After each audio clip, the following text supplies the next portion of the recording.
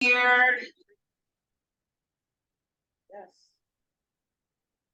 Got it. Thank you, Hakim, for remembering that. Thank you, everyone, for being here, being on time. Let's see, I might have, let me just see, I still have to unmute as well as turn the sound down. Let me just-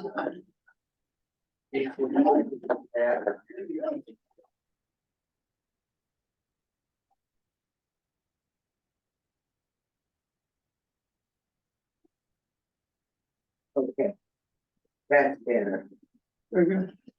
Um.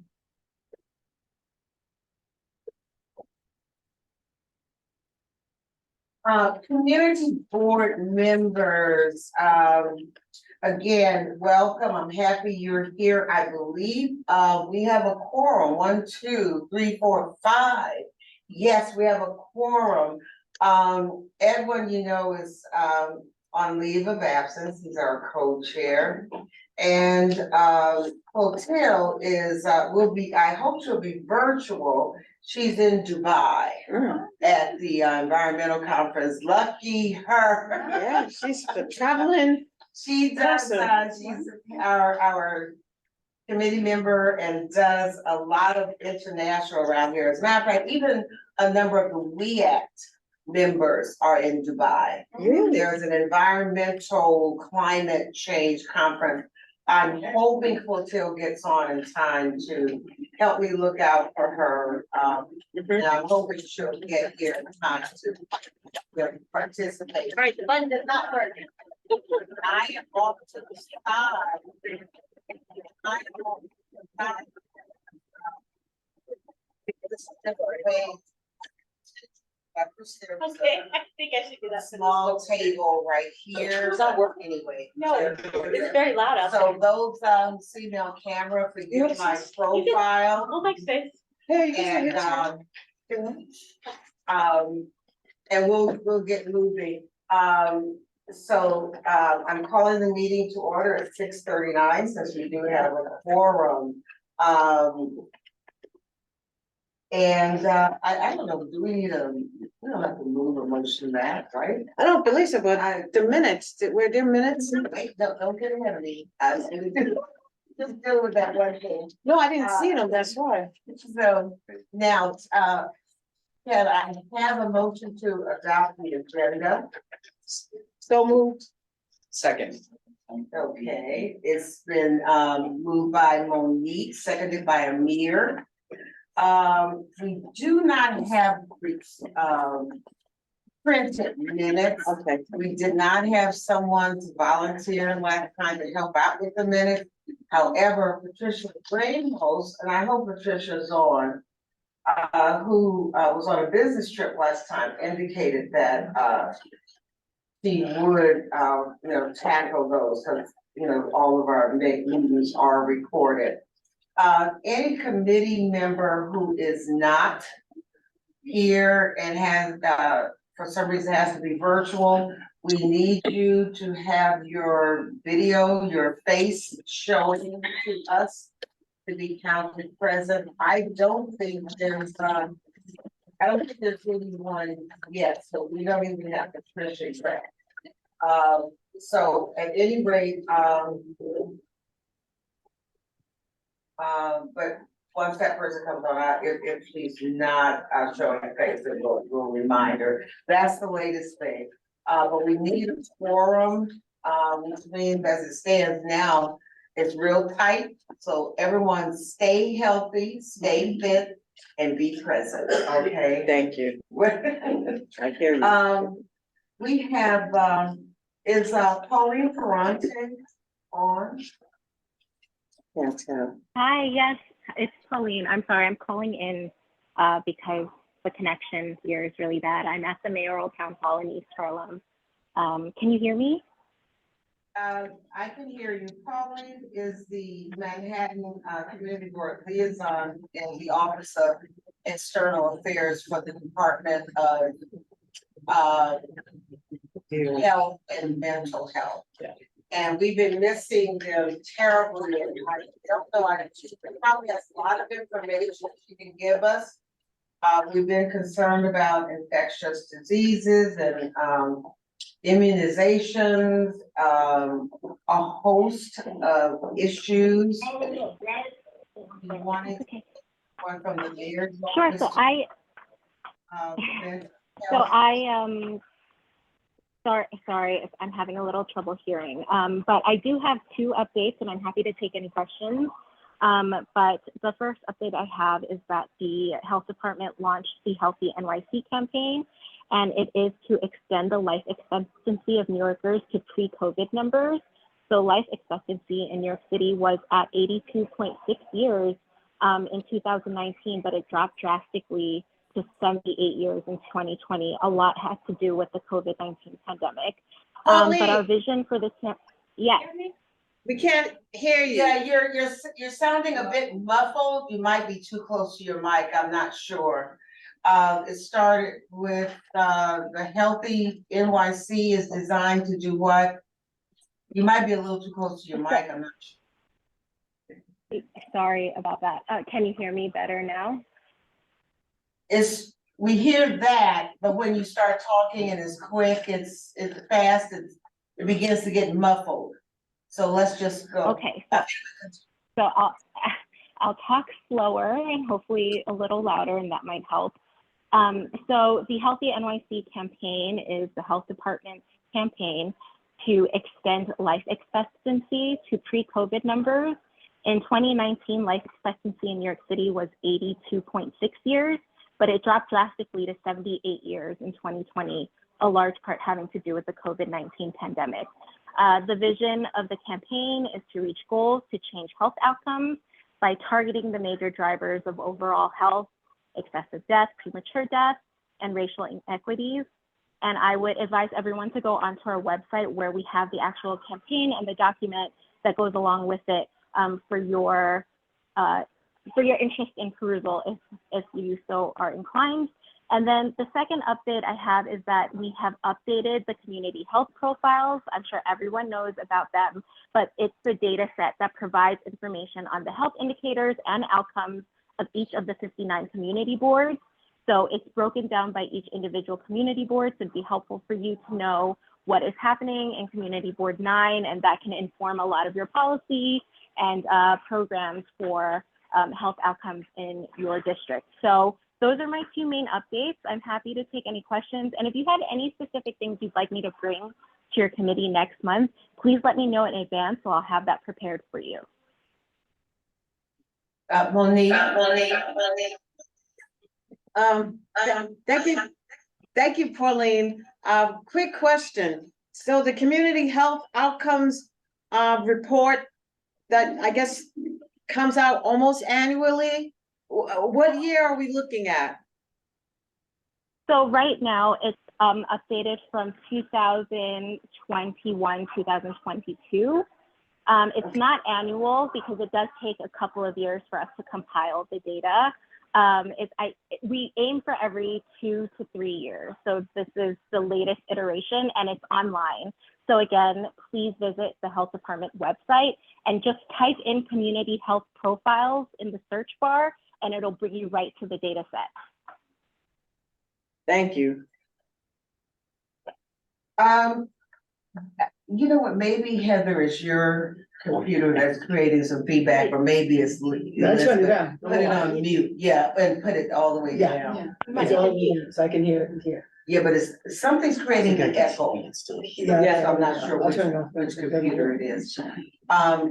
Pauline, we know that earlier this year, the mayor's office came out with a strategy, a plan on mental health. And it was announced, but we haven't had good luck in reaching someone to address our committee about that, since over the last couple of years, that has been an important theme for the committee. Do you think you can help us with trying to track down someone who can present to our committee on the mayor's report on mental health? Yes, absolutely. I will be more than happy to find someone to come and speak more on the mayor's plan to address serious mental illness. I know that was a campaign prior, and then I have left on leave. So I'm back now, and I'm more than happy to identify someone within the office who would be able to come and present to the community board on that plan. Okay, if you can, our next meeting will be January 8th, which is the Okay. 7th. If you can let me know before the end of December so we get our agenda together, that would be absolutely super. Okay, sounds good. I will do that. Monique, did you have another question? Yes, another quick one.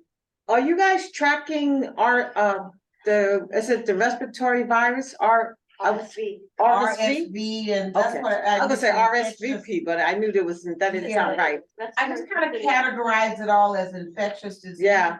but there has been so much inquiry on addressing COVID, RSV, the flu, all of that here.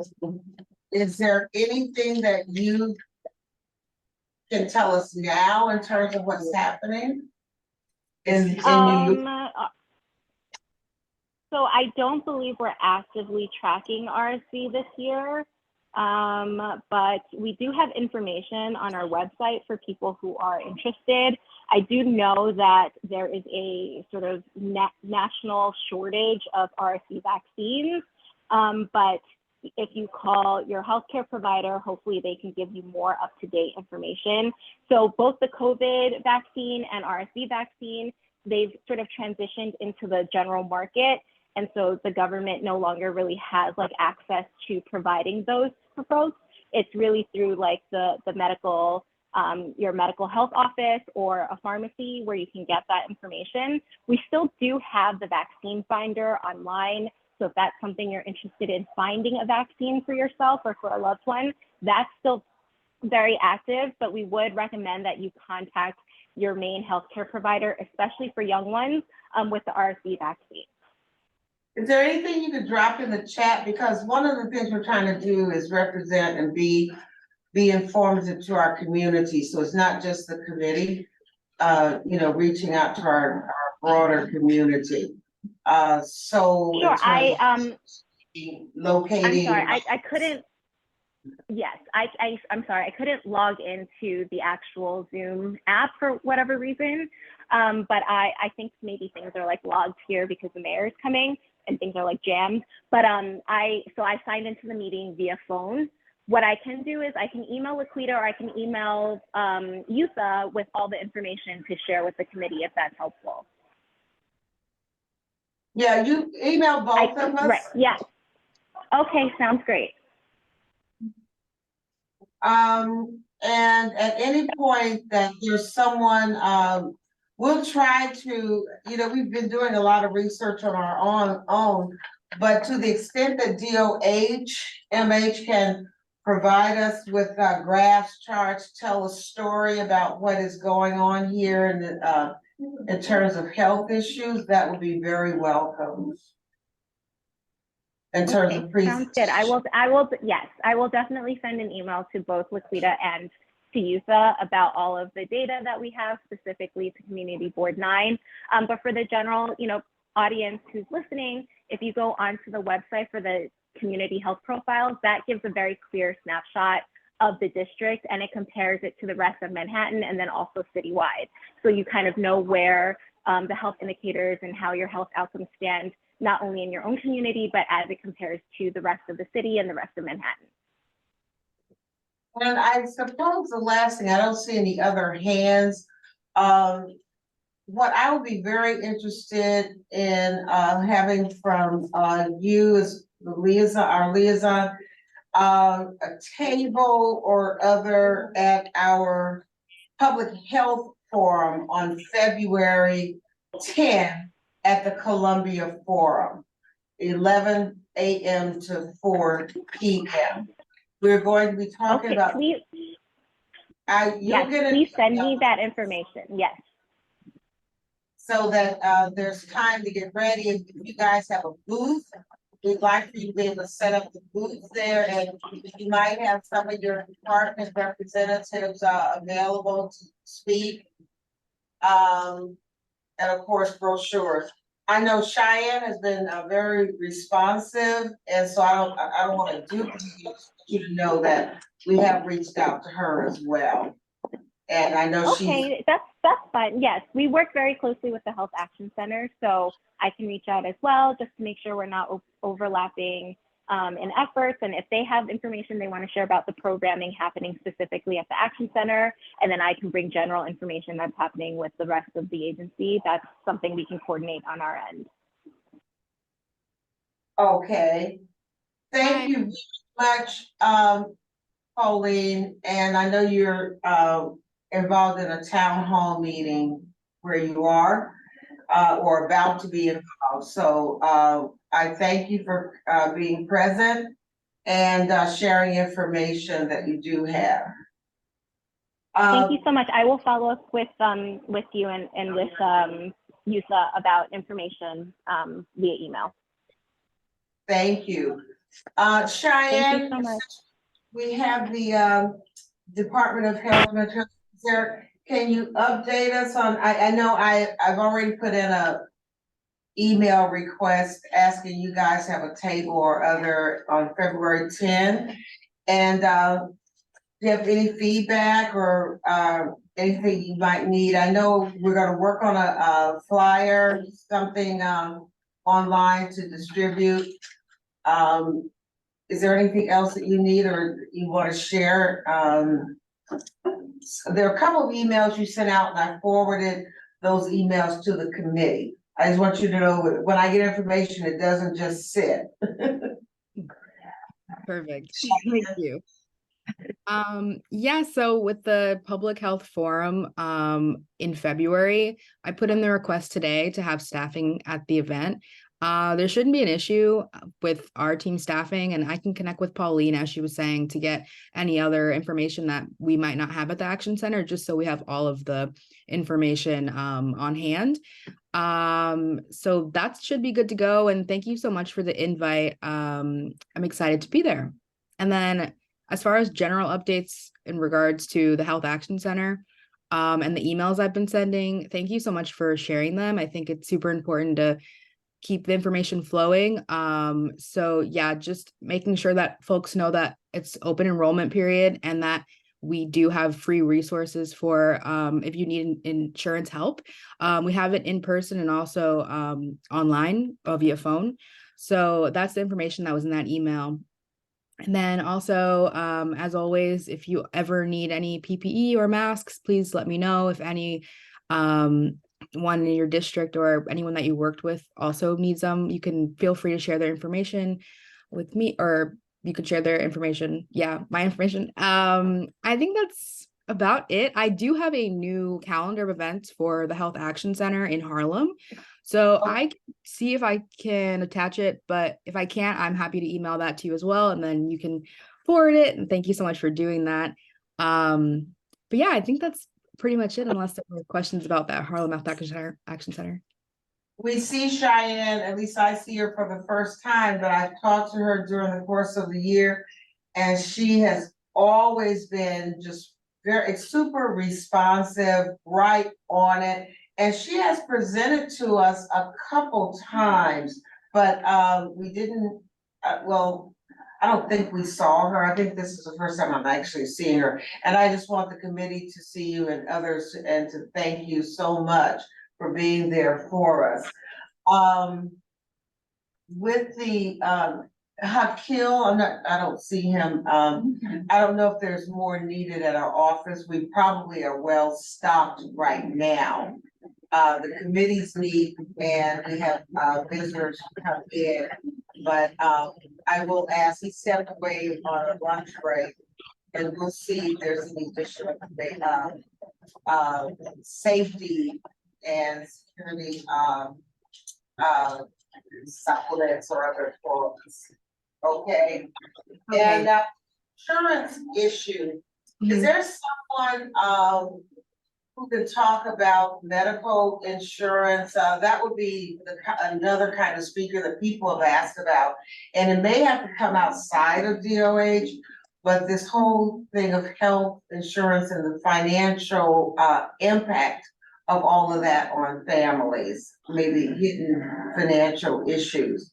If you have someone, that would be great, because that can sometimes be problematic, and we need to probably have something, some kind of a message that we can get that shows the various angles.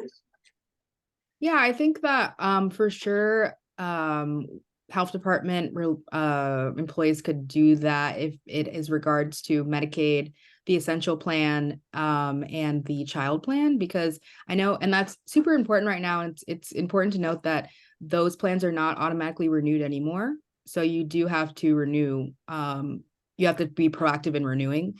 So definitely those plans, someone could come and talk about. I could find someone to come and talk about that. Maybe the health insurance enrollment counselors that we have on site would be a good resource for that. Yeah. Mhm. Excellent. Yes, that would be great. I'm trying to think, could that take place also at the Public Health Forum as well as with January? I don't want to crowd our meeting too much, but do you think you could have someone speak on that in January? Would it be too late? I don't think so. I think that's very doable. And also I think that having them at the Public Health Forum is such a great idea. Even if it's after the enrollment period ends, people can get a head start on the next year, and being more knowledgeable. And I know that they would be open to tabling at that event. So I think that'd be so great to have them. Do you mind reaching out to them? If you don't mind sending me an email with contact, I'll certainly formalize it. But if you can prepare them and let me know exactly who I need to contact, that would be greatly appreciated. I can definitely do that. Very happy to connect you all and let them know. I think they're there tomorrow, so I can go face to face and talk to them about it. If not tomorrow, then Wednesday. Okay, super. Was there another statement or question? Heather, did you? I had one more thing for you, actually. Okay. I just want to highlight again that I think this is on the agenda already in partnership with Harlem Strong Coalition, but we have Narcan available. We also have test strips for fentanyl and xylazine, or you may know it as tranquilizer. But I just wanted to promote that we do have that, and we can train staff, we can train clients, we can train anyone. I do it actually, so happy to do it. Just wanted to highlight that. You are right on target, because someone had talked about, one of our public members had mentioned a Narcan training. I'm not sure she's available this evening. I don't see her on with us. Well, Monica's on. She's Is supposed to Monica- be. Oh, okay, Whatever. okay, so yeah, they pointed out, because I can't see everyone. But it would be, you heard what Cheyenne said, Monica has someone too, so we'll see what her report is. But it doesn't hurt to have more than one Narcan training session. So let's just, let's see how we all work together on that. And we'll hear from Monica a little bit later, Cheyenne, but that's great news to know that you have it available, and trainers also. Yes, I think that's all. Thank you. Thank you so much.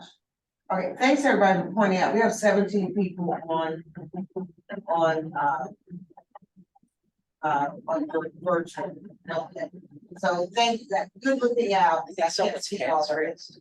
Oh yeah. I think someone's hand is raised. Yeah, Nita. Someone's hand is raised. That's Anita. Yes. Oh, it's just a agenda question. I'm wondering, because I just don't, we talked about showing the PSAs tonight, Laquita, but I'm not sure where I am on the agenda or the PSAs. Do you have time for a quick presentation? I'm glad you're eager, Anita, but so we'll get ready for you right now. I went a little bit off the agenda because Pauline had requested, since she's at this town hall with Mayor Adams and she has to cover that. She requested, reporting early, so by doing that, and I just brought in the public health forum, at the same time. So we could just do, the update really is that, we have the forum, it's already been announced, February 10, that's a Saturday, at the Columbia Forum, 125th Street and Broadway. Huge, wonderful, nice space where we've had our community board general meetings. And so we're looking to have it well represented with not just tables, with booths. If people have booths, because they seem to have booths set up where they can do other kinds of demonstrations. We're looking for companies that can do that. And actually, Cheyenne, that might even be an interesting time for the Narcan training as well. You know, using that time as people are coming in and there'll be people gathered around the table. You might have those individual sessions. I'm not sure, you know, how you set it up and if they can all leave with a kit or not. But that might be two or three times that you might be able to do Narcan training sessions and have that dedicated attention, because we should have a captive audience. But we're looking for those kinds of setups. And what we hope will be different and greatly appreciated is our introducing some clinical trials and research that's taken place, whether via Columbia University Irving Medical Center or Mount Sinai. I know Monique had, I need you to kind of, you know, help me follow up with that. There were two people who mentioned Mount Sinai and having a representative.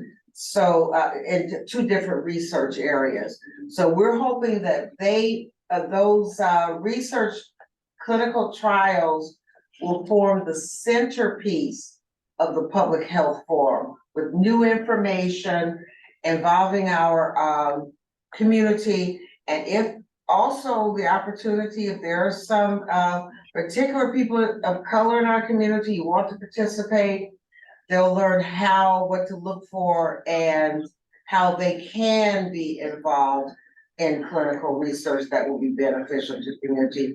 And so the statistics will reflect us and other peoples of color, rather than say like this Alzheimer advancement has come out. We're not quite sure, it was even printed, they're not sure how effective that medication or that trial will be for African Americans. So that's, you know, that puts a little bit of gloom on something that's otherwise very positive. In addition, we've been, Anita came to us, Anita Chang, earlier, and I think it was in the summer, wanting to do another PSA utilizing Link NYC and dealing with mental health issues, mental health stresses. And so we were excited about that. As the forum developed, we thought it would be a great way to advertise and promote the public health forum through the Link NYC. I believe there are some 79 or 82 screens in our community. And Anita, you can correct that. But at any point, we have some community partners that, and when we talked about it, and one of the things I was interested in doing is not just having it about the community board, but showing us actually working inside the community, promoting our community, providing information, and connecting us showing that we're connected to community partners. And so some of them were at meetings held with Columbia University Irving Medical Center representatives. And some of them liked the idea. They needed a little boost or push in terms of what they could present. So, Anita has, why don't you step in now, Anita? And do you need to be made a co-host? So that we can see your, yeah, you do. So that we can see what you've produced, but we really appreciate Anita taking the public relation PR lead with this. She did so well, and it was exciting during COVID, encouraging the vaccine. And there were about maybe 7 community board members who participated. I did, Monique did, Walter, Tina, I can't recall. Oh, Edwin. Yeah. So, anyway, the same can happen here. And so among our committee members, if there's a particular community partner, we could have you introduce them via the PSA link NYC. So let me, Anita, make you a co-host, and you can begin talking if you want. Oh, yes, Laquita, thank you so much for helping this out. I think Monique, I don't know when it was, like the spring, had the idea for mental health. Can you guys hear me? Yes. I can't, I've been trying to screen share, but it says host disabled participant screen sharing. Yeah, I'm not the host, Hakil, and is he, Amir, can you see this? I don't see you, no. Should I step behind this computer? Is this a computer? Yes, and if you can you'll see Anita Yeah. say, thank you, Amir. So let Anita share. I mean, I'm not a Zoom. Just make her a co-host. Okay, He had said he was gonna make me a co-host, but I think he forgot. Maybe go to participants. Do you have okay, is it in the I participants? think so. Yes. Click on her name, Okay, and then it says make co-host. I don't see that option. Oh, I think you have to reclaim host at the bottom, maybe. Can you show her real quick? Oh, Okay. Yeah. Thank you, everyone, just be patient. Oh, I see. You see it? Make co-host. You said Anita reclaim? Chang. It just says Anita. Oh, Oh, I'm up as Anita C. yeah, did Oh, that Anita. work, Anita? Yes, she's I think co-host. so. Hang on. And then when we may need you to, Sure. but you didn't. Thank you, Amir. Thanks, Clay. Can you see what I'm sharing? I don't see what you're seeing, so I hope I'm sharing the right thing and not the wrong thing. But Charitable Trust, and Tall Omega Charitable Trust was one of the recipients of the West Harlem Development Corporation grant. And I see that Wendy Maliat is here. She heads up the Tall Omega Charitable Trust, where they work with young people. But anyway, I hope everyone sees what I see. It says, it shows the and at the top of the logo for West Harlem Development Corporation and the Tall Omega Charitable Trust. And that was important to Wendy because they did provide the grant. And we can always make changes, like say sizing of logos. We want, in terms of where the attention should lie, where they are actually getting the service. That needs to just really pop out. And then, of course, there's a statement, and then Anita came up with the slogan, community members care. And it's okay to not be okay. the community members care and the CB9 logo is all from what we used, in the last 2 campaigns. So this is the 3rd campaign. And well, we hope it will be. And so this bottom little portion is just what we did before. And the top is we're working with Laquita and I are working with the partners to try to find how they want to present themselves and what they want to say and what information they want on it. Okay, I can should I show a few others, Laquita? Please, I'd like to show all of them because. Okay, yeah, so some of them, the partners, I don't know if they've even seen them yet. These are rough drafts that some of them have been, started conversations, some haven't yet. and we will send them out, or wait Hold for on, their. I need to wait, go back. As she was saying, I definitely approached all of the people about it. At Osborne, for example, there are some administrative changes, but this was actually in their brochure. So we're not gonna publicize anything without a final okay from the community partner.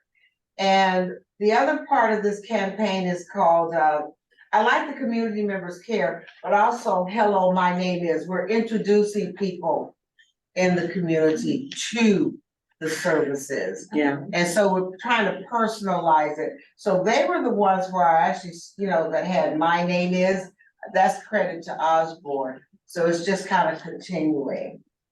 Okay. Okay, hold this next one. You wanna talk about that, Anita, or? Oh, this was on your list. And Okay, Walter Alexander and Carlton Davis co-chair the Seniors Action Committee. And they pulled their seniors together. They had a wonderful health forum back in May. And but they're doing a lot of work with seniors, trying to help them with resources. So we wanted seniors to know. I think we need to put the name of the center where they work at, and I know they work with William Hamer, his organization. And there's another picture that will come up with another seniors group. But here we have the coach. We're kind of in this instance promoting Community Board 9's activities with seniors. Okay. And Elizabeth, you're there too. You see yourself? I don't know if you heard me. Liz, you see yourself in that picture. And let's see. Bill, I like this. First of all, I like the fact that it's bright and clean and easy to read. So that by itself means a lot. Yes. Less is Not more. too wordy. Exactly. Right. Exactly. It's very nice. I think it's even. And I like the it's okay message. Yeah. Yes, yes. Very, Important. really pulls you in. I Yeah. think it's excellent. Yeah. Thanks, Heather. Did you hear that, Anita? oh, that was Heather. Thank you so much.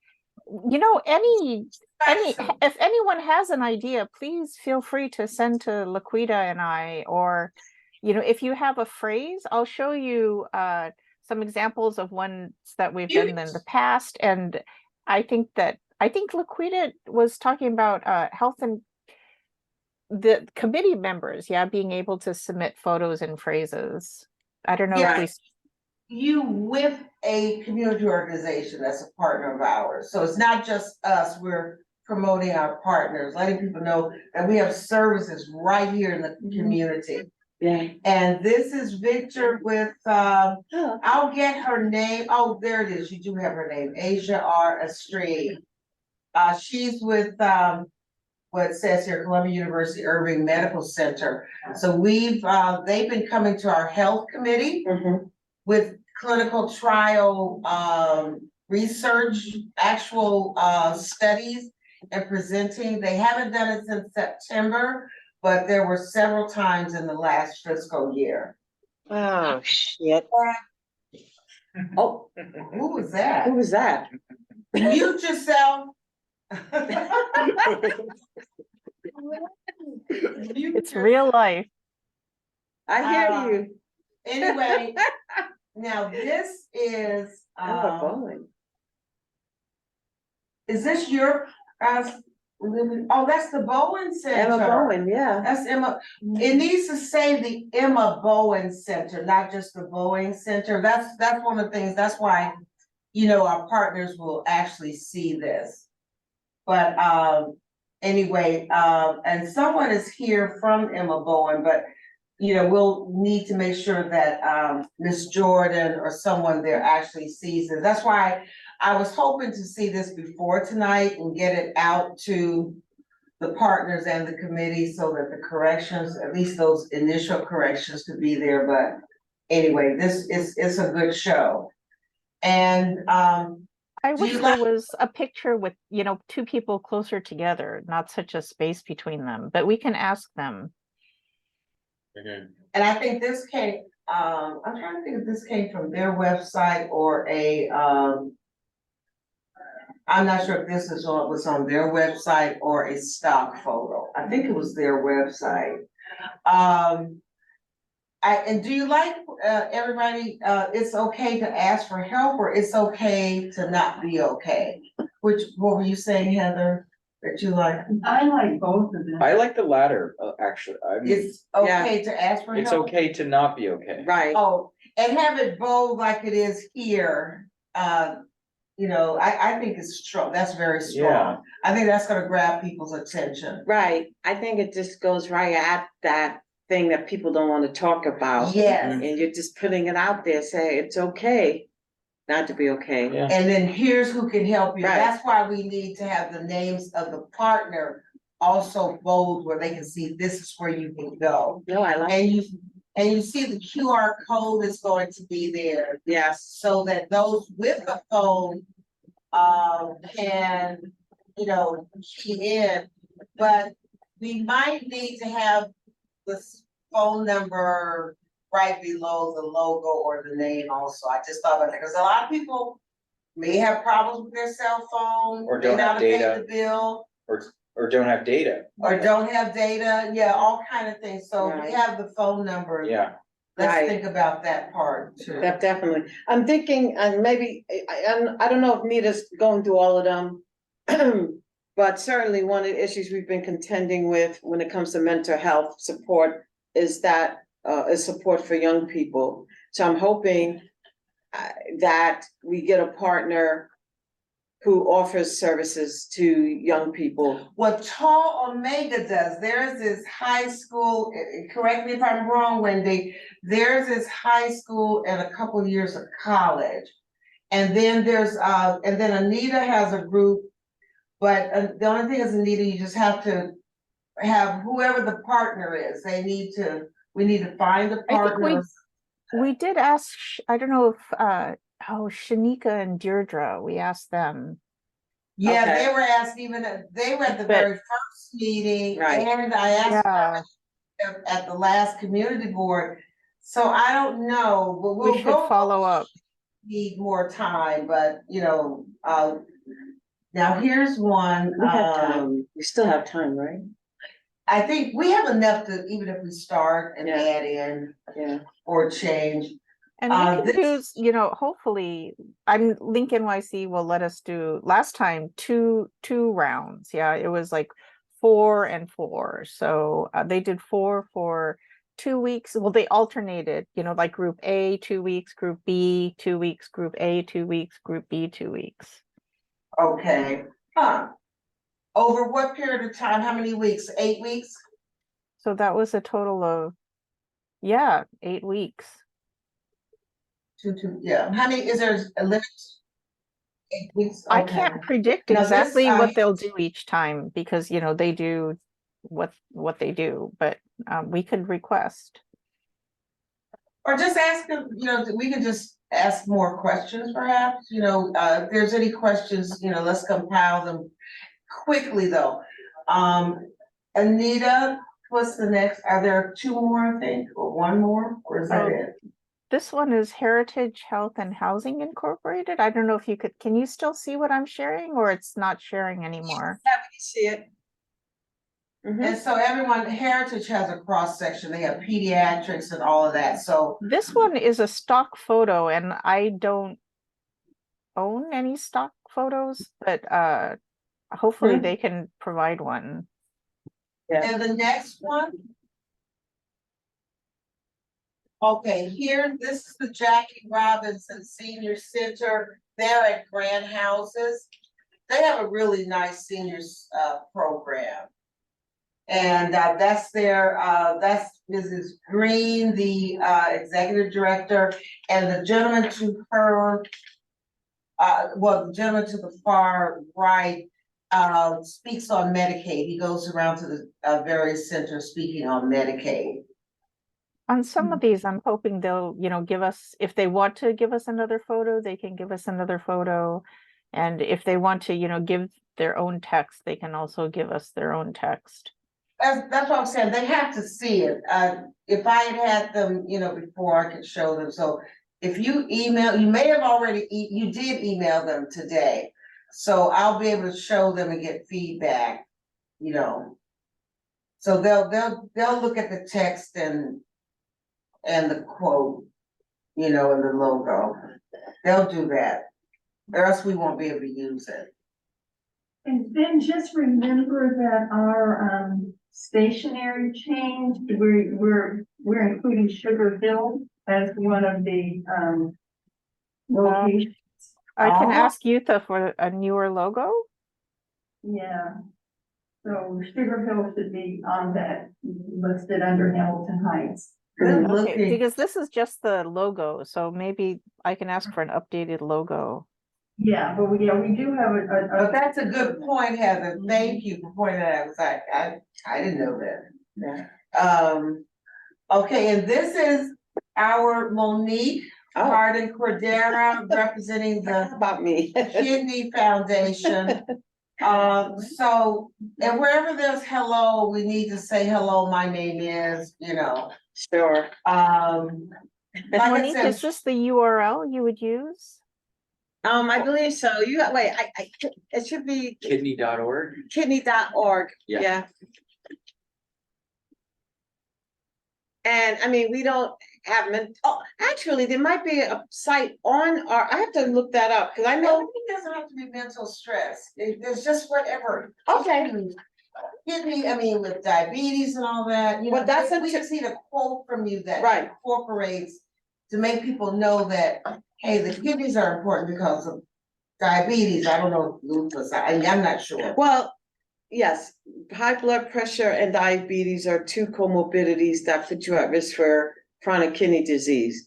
But what I was going to also say, if we were going along with the mental health theme, we know that a lot of people who tend to have CKD they will suffer sometimes from depression, rightfully so, because they're contending with a lot. And sometimes it will immobilize them from doing what they need to do. So that if you could be can find tied a in as way- well. Yeah, If you can find a way to make that short and a statement, yeah. that'd be real critical, we can get it to Anita. Okay, then the next one, which might, let's see, that's COTA Alliance has about 12 partners. Some are more, doing a little better than others in terms of their outreach. And, so they were at the Family Day back in, October. Was it October? Or was it September? Now it's all blurred. And so, but COTA Alliance is very strong. I believe they also, I may be mistaken, but I believe they got a grant from West Harlem Development Corporation as well. So they'll see this and tighten up what needs to be there. I think sometimes people have to see what it looks like and what the possibilities are, and then I they get agree. Yeah. Okay. I think this one has actually a little too much text, but they can edit it and put in what they want. I was just thinking to say it's okay to ask for help, and is kind of nice because we're giving the specific and actual place for them to go. And I think often people, the whole point of this is often people don't know what to do or where to go. So, we're saying it's okay to ask for help, and then we're giving, an actual place, an actual organization. So are you saying that as opposed to saying it's okay not to be okay? I think we should use both of them in That's the right, yeah. appropriate place, like when it's dealing strictly with mental health and with maybe young people, that it's okay not to be okay, I think is excellent. Yes, that's what the tall lady. Heather, I think that's a great idea. I think that's good, Heather. And then you Where said, you're- and then use like this the one? Kidney Foundation, Yeah. for specific other health issues, it's okay to ask for help. Yeah, When it Yes. does more physical. yeah. That's good too. So we get the best of both worlds. Cause I really like both of them. Yeah. And Yeah. I can't decide. Yeah, So we don't Well, have that's the to. way in my mind. and then we'll leave it up to the organization to see what they feel is compelling for I them. really like both of them. Yes, So this Um, is an example of where asking teens to contribute, and it's not easy because they're very self-conscious, but they want to address it. So I'm talking with a few, and this is an example.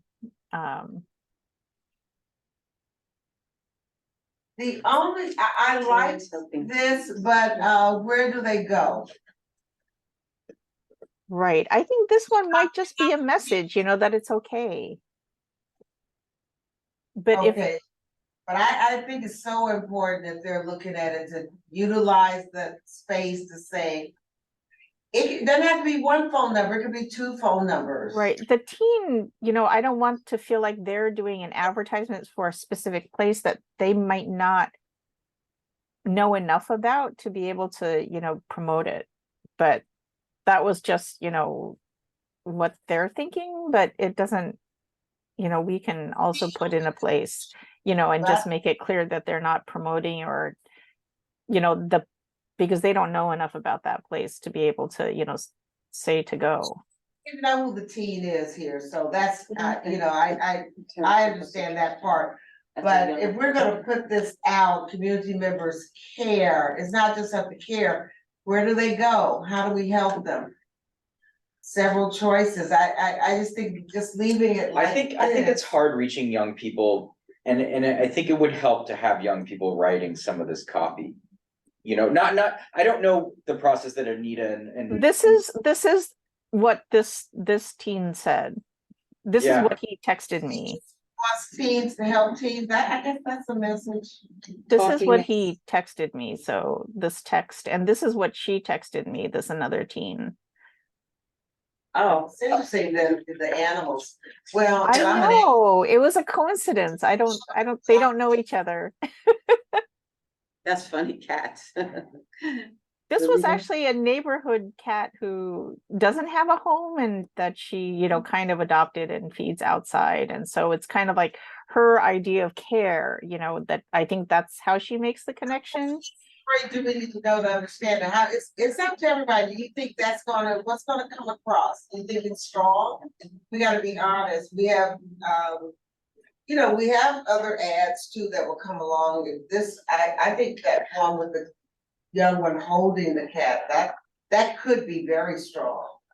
Cause there's a person. Person with it. Yeah, person. I sent her an email saying that it would be better with a person, but that it was up to her. And I told her, if the committee, decides to go with the one with the person, then they would, I don't know. It's hard to say. It's also hard to say, we don't want yours. Or, I did ask her though, if she could do a person without, and it doesn't have to have, the face identifiable or anything. So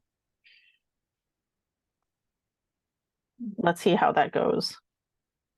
So is that the last one? Oh, these are just some examples of what they look like before, just in case people didn't see them before. I don't know why that's showing. This was Edwin. This is what they look like on the street. Yeah. Yes, what size is this is Laquita and her mother. Was this a bus? Is this the size of the bus, or is this the size? That was the standalone kiosk. Oh, this is the I believe, standalone yeah. size. Do you have the one that's for the bus? There's one for the bus. I don't remember seeing anything else. I haven't done one for the bus, but it would be nice to do that someday. Right. Maybe the bus is only for those paid advertisers? Yeah, I think it's like those, what is that, ad council? I think that's where those ones at the bus are displayed, because ad council pays for them, and it costs a they're lot of money. striking, and you see them and they scroll, yeah. Well, they should be, But I they see cost these enough. also, but yeah. They cost Okay. big So money. this is just to give you guys an idea of what they look like on the street. Yeah, Great job. yeah. Very nice, Anita. And so, Thank you, Anita. You know what? We could have a few from the committee members that are giving the time and date of the forum to prepare people to, or encourage them to attend if you feel, I think we ought to get out what we can get out. We're at December, and we really, I wanna make the most of this month and January, we gotta do some real promoting. I think this is a good Excellent. month for mental health messages, frankly. Yeah, It is. yeah. And we can still we'll have photos at the forum, and there could be a whole other campaign coming out of that with those presenters pictured. Cause Oh. it's a lot of work, going after these. Yeah, these are a lot of work. The bottom Thank you, bus. Laquita. You know what, if we have fewer things, this is Tau, I've been working with Tau Omega and they want all of these things on there. And this one, it's okay not to not be okay, is actually one of their logos. It's from them, this heart with the message inside. But you Wendy see that if we don't, I'm not sure if she's actually there, but I see her face, her picture. So we'd have, I don't know if. so this one actually, I think looks actually better. It has fewer things on it, fewer logos, and it's a bit cleaner, easy to read, but it's a balance between, how much you want to communicate and what you think you want to get across. So BioBus, by the way, will be participating. They have a fabulous van where children walk through and they learn about the environment and healthcare. It's fabulous. So they will be participating. Laquita, I think we need to wrap up. Oh, Sorry, I'll be very fast. go on. Two very quick questions. First, thank you so much for doing this, Anita. This is wonderful. One question or note for the teen thing is that maybe it's good to make sure there's like a call to action. So if like the link has a list of resources that are available to teens and then it says that. So something like, here's a cat, here are mental health resources, or something of that form that could be helpful. And then one other side question is, as a member of the LGBTQ STL community in CB9, I guess, are there any organizations that do LGBTQ health or like sexual health in general that could be Let me spotlighted? tell you, I think there should be that information on one of these. I reached out to John Martin send it Green. to me. Send it to me. United. Well, hold on. What I was saying is that I reached out, it's not that we hadn't thought of it. John hasn't gotten back. I saw John, gave him a big hug. I love him.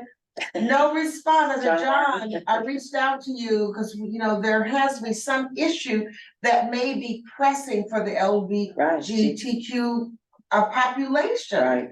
And so will you take that on? I know John is working on something with theater, but it would be great to get, to have some kind of photo. It could be a person showing their face, or they don't have to show their face, either way, but a picture tells a story. Mhm. And then you put the message there. So I'm gonna hold you to, because I know you're good. I think Yeah, that, the website and the QR code are two like possible links that we were thinking of, for an action for people to take. But if you guys think of anything more, there's a limit to how much we can fit on, but if you want us to add a, telephone number and a, Instagram and a, we can put on whatever the organization thinks is the best way to contact them. If not, the website or the QR code.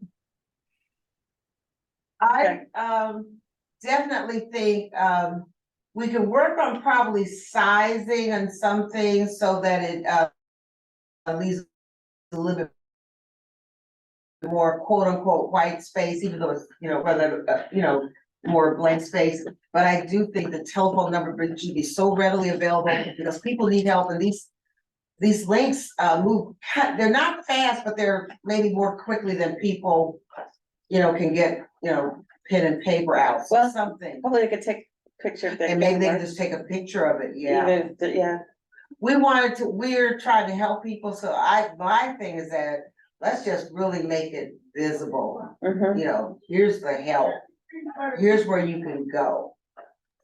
Thanks, everyone.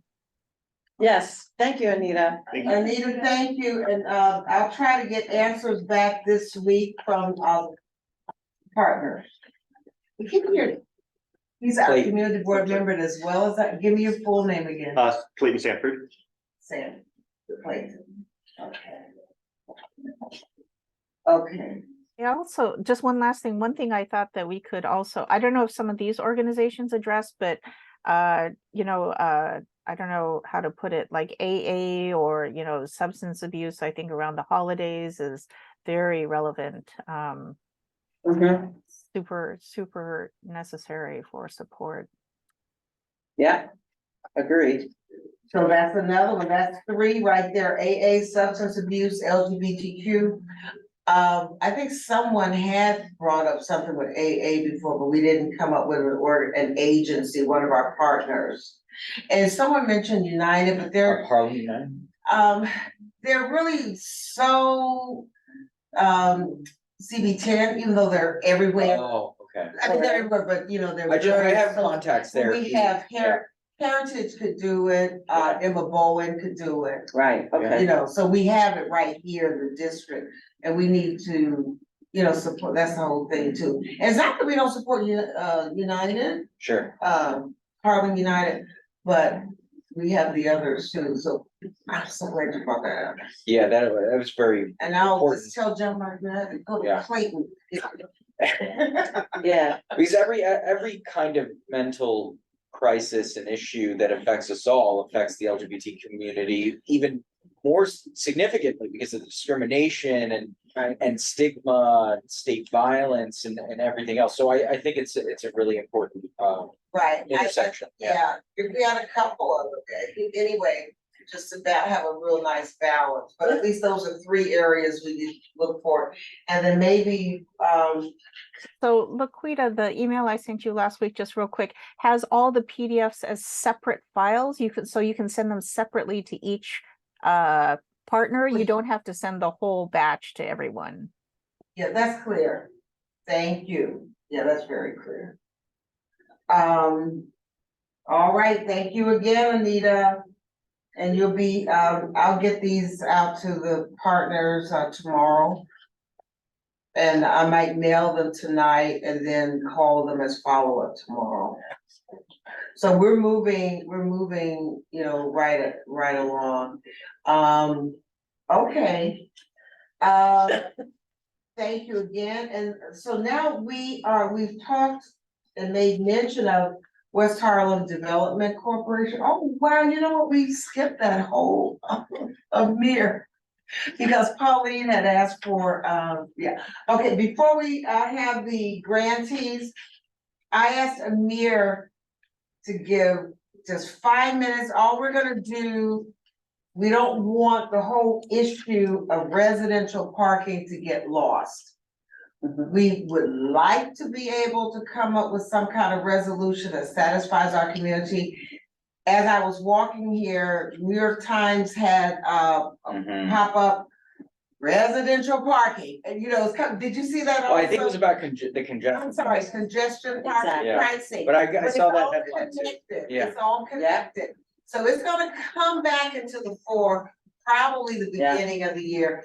But, and so all I want Amir to do, because we're not, you know, I know that our visitor here, our community, our neighbor wants to make a comment too. But if we can just keep it strictly, we wanna keep it in mind, give us the pros and cons, Yes. one annotated, what time do we have? So that we don't, Yes, thank you, Laquita. I can because definitely we'll have put a some bigger, remarks. I promised Amir and everybody else, we need to devote more time Yes. to it.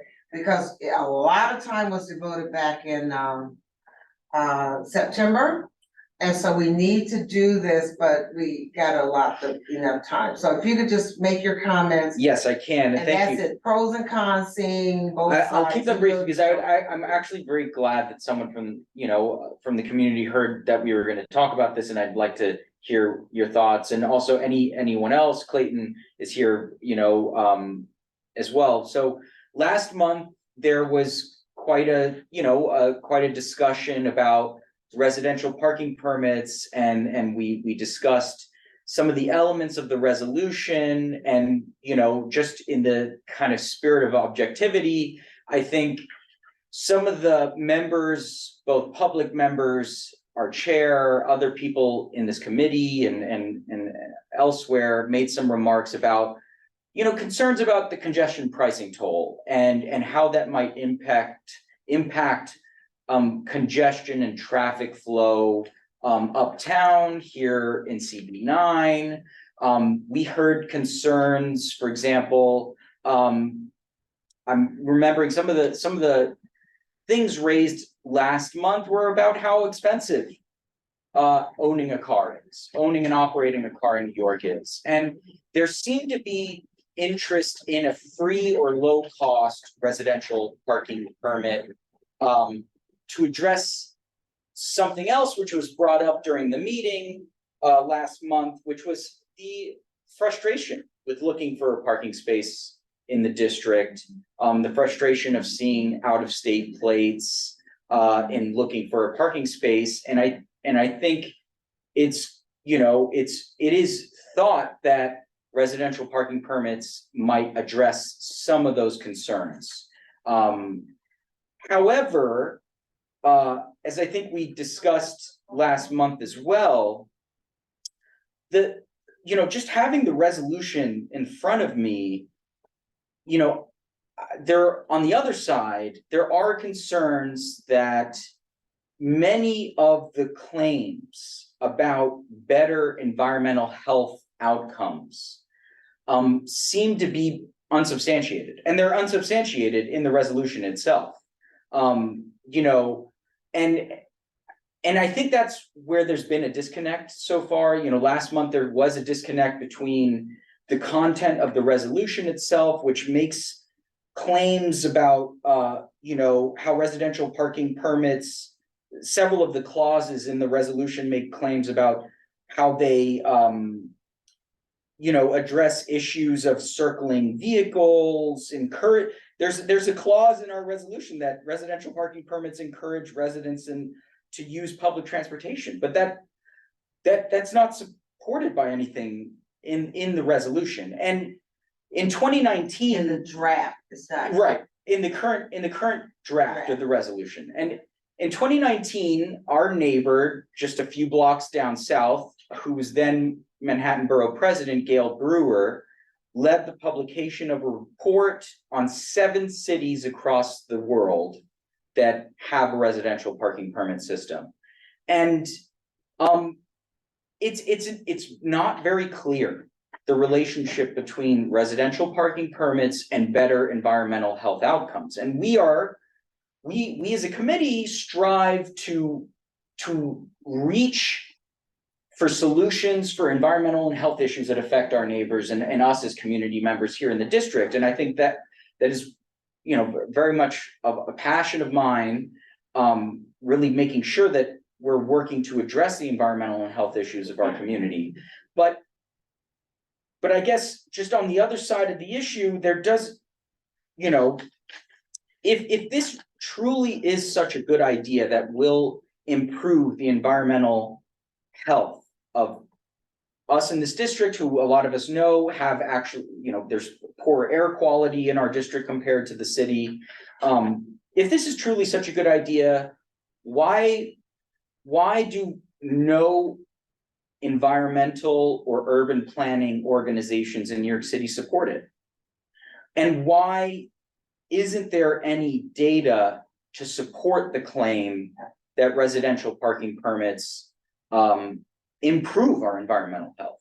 A lot of the cities researched by Gail Brewer in her report as Manhattan Borough President were still struggling with the same issues like congestion and traffic, circling and idling cars. It seemed like the cities that did this didn't fix the problem that we heard members of our community bring up.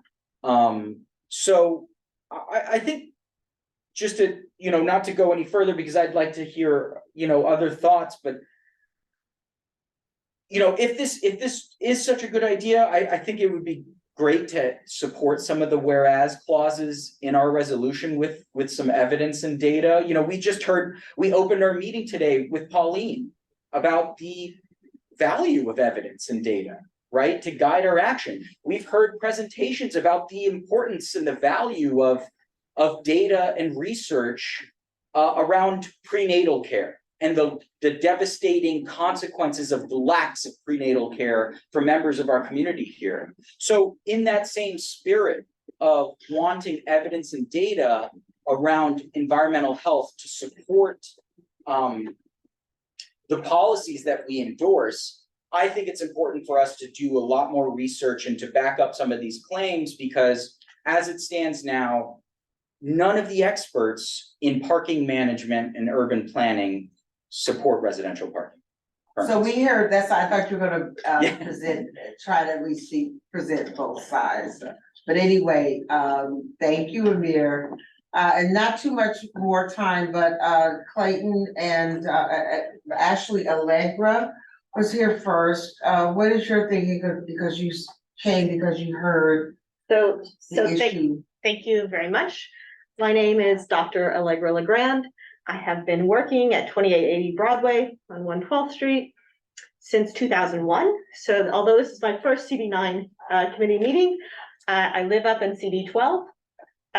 This overlaps with traffic and transportation uptown meeting for me, so I don't make it here, and I'm sorry for that. But yes, I moved from CB9. I used to live on 115th Street. I moved uptown in 2003, and since that time, I've been commuting to work by bicycle and by the 1 train, and not by car. So that's kind of my background for this issue.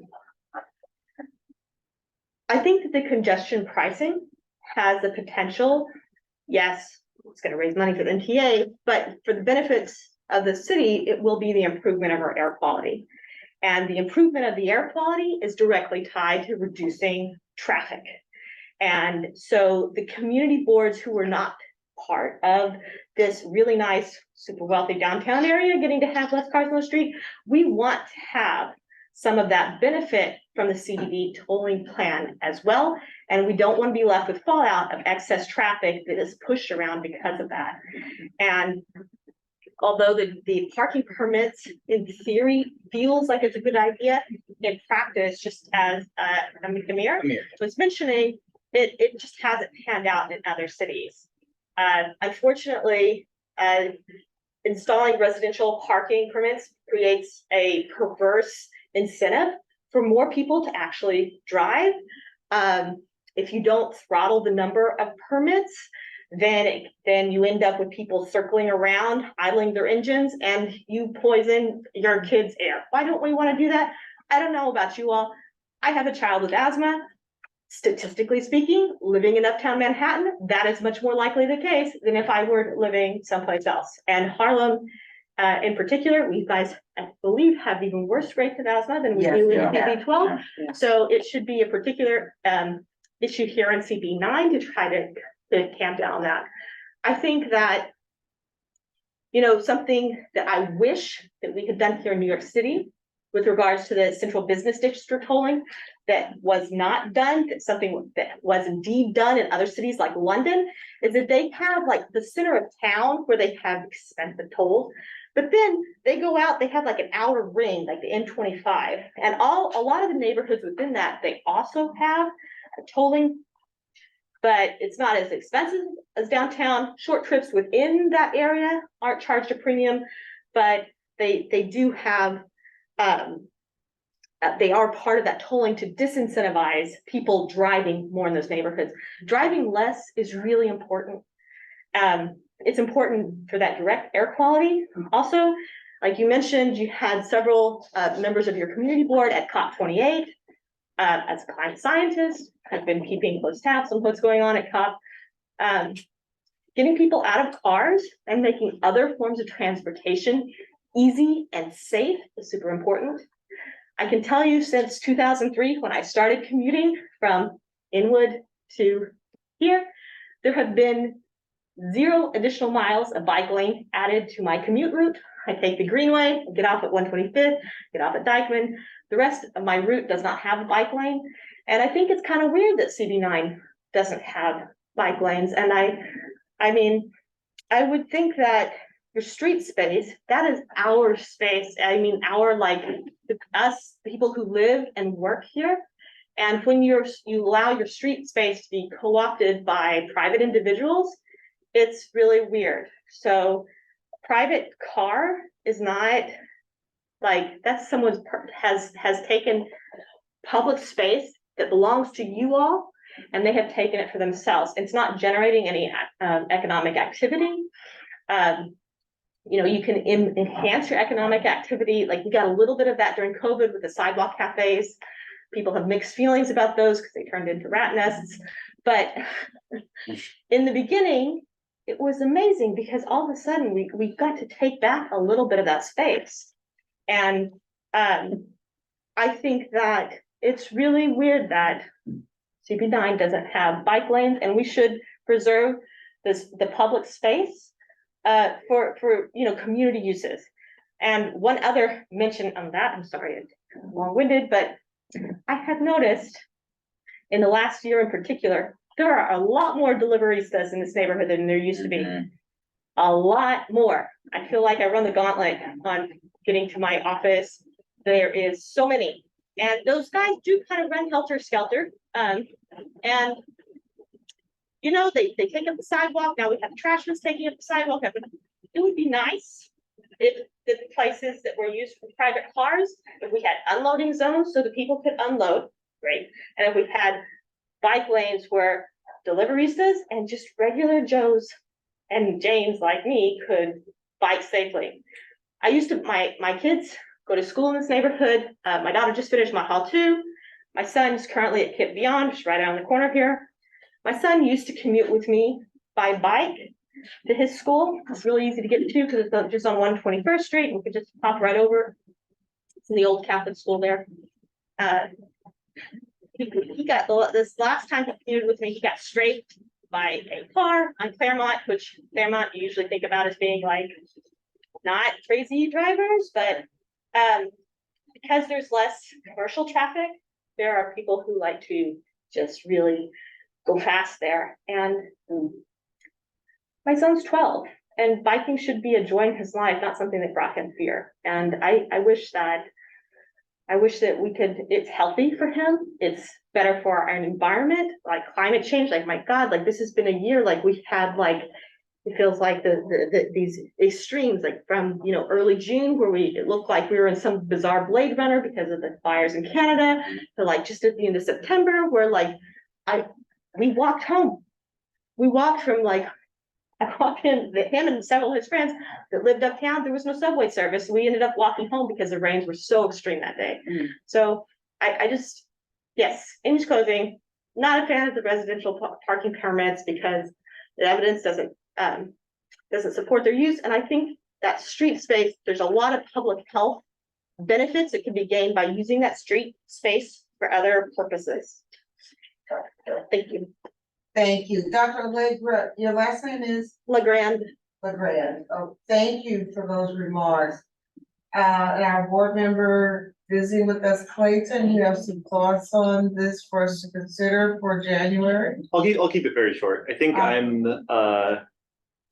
also very passionate about the use of public space. And I think when I saw this was being discussed, I was hoping to be involved, and I certainly plan on attending in January to be involved in a fuller discussion. I think that, there is a huge potential of what you can do with public space in order to affect positive health and environmental impacts. I don't think I'm going to explain quite as well as Dr. Allegra, but I think that, things like providing safe bike spaces, providing accessible bus loading platforms, providing parklets and things to make the pedestrian experience better, and like providing daylighting near corners so that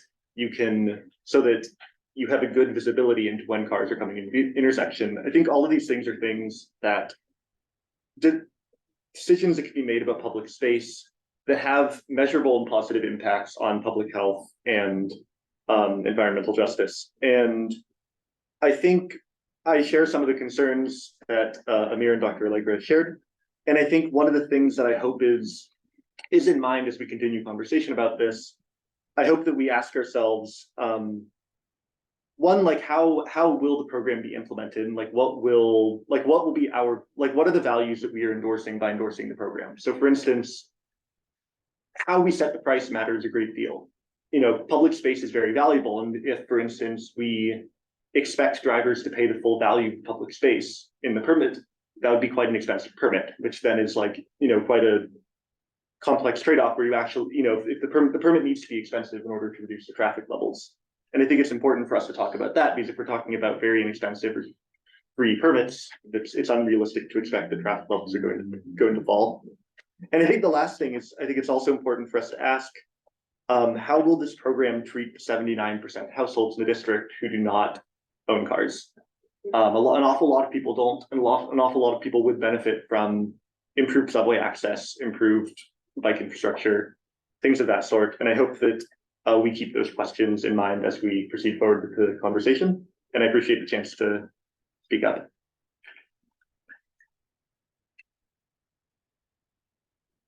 Thank you so much, Clayton. Rita, I had my hand raised. Somebody has their hand up. Okay, that's. It looks like Monica, right? Okay, Monica. Okay, thank you, Laquita.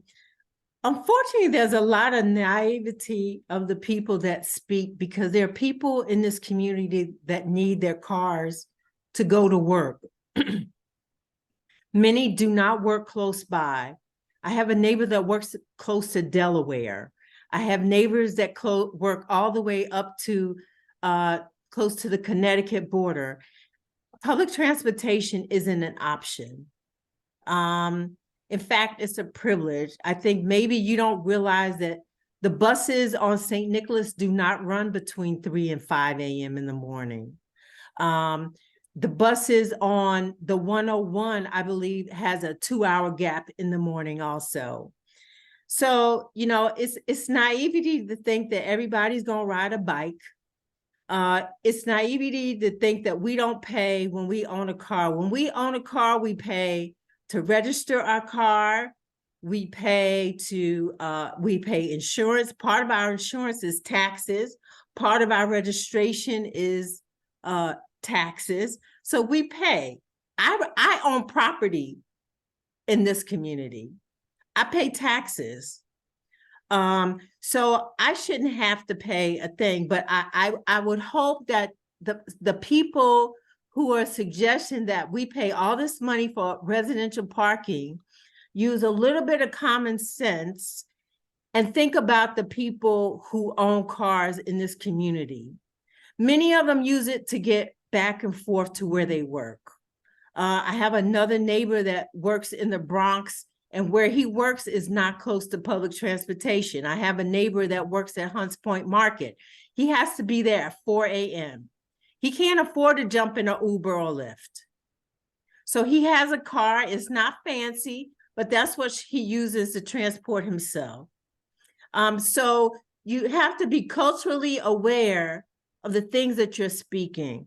Many of these people in this community are not going to get on a bicycle and ride it downtown every day. It's just not going to happen. It's just not going to happen. So when you speak these things, you have to be cognizant of everyone in the community, not the privilege that you have. And we do have bike lanes. We have bike lanes on Amsterdam. So you have to be considerate of it. You know, people use cars, particularly in the city. I have another neighbor that works out in the Rockaways. It would take him almost 3 hours to get to work on the train and the bus. He would have to take the bus, he'd have to take the train, one bus, and then another bus. That is not something that you would want anyone to do, I don't think. And he has to be there at 5:30. So, you know, when people make these suggestions, just be considerate of the other people that live in your neighborhood. Try to find out what they're going through. In terms of residential parking, there was a study done by New York City. I sent it to Laquita. Laquita, I hope you can send it out to everyone. There's always going to be parking issues. With London, contrary to popular belief, there is still a ton of traffic downtown, the same amount of congestion. People are using Ubers, Lyfts in London, because they don't have to pay the congestion taxes. So they're taking that as opposed to other transportation, and they still have problems. So, you know, we have to be cognizant of the culture that we live in. This is New York City. Many of the people, I'd say almost all of the people that own cars in this community are African-American or Latino. And so we use our cars differently from other people. So just be culturally aware of what you speak. A lot of people in this community are not gonna get on a bike and ride it. So just be considerate. You may not know what goes on up here. So this idea that having parking permits is gonna encourage people to get cars, it will not, because no one wants to pay $800 a month in car insurance and a car note. No one's gonna do that. So, you know, it appears that the people that speak that way don't own cars and really aren't familiar with the way that people in this community use vehicles. So, you know, just be considerate. We have a college, we have City College up here. Many of the students do not live in this community, and they drive and they park and they take up parking spots for the people who do live here. Maybe you don't know that, but we do, because we live here. We have to deal with that. So all I'm saying is just be considerate, and use some common sense and try to be logical, because what your experience is very different from the other people. And for the Black and brown people in this community that have cars, guess what? They generally don't make a whole lot of money. They generally don't. So just be cognizant of that. That's all I'd like to say. Thank you. On that note, we've heard 4 different statements. We'll have those included in our January discussion. I'll try to map out something. I think it's gonna be really important to have pros, a list of the pros, a list of the cons against each one. And all of us should be thinking about what's gonna benefit the broader community, know what we're dealing with. Maybe we can have some kind of chart that really does demographics of this community. That's gonna be important. Because the whole thing with biking may be healthy, for example, and I don't have a particular dog in this fight. Cause I'm not super excited about the issue, but it's true, not many of them, you know, may even own bikes or be into biking, for example. Clayton, I could hear you were really trying to be objective on both sides of this issue too.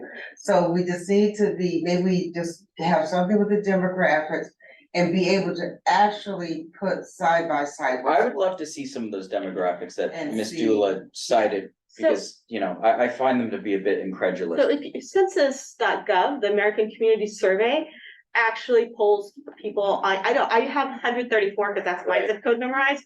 I know in that zip code, less than 1 in 5 people use their car to commute to work. Right. And there is a strong correlation between car ownership and income. Yep.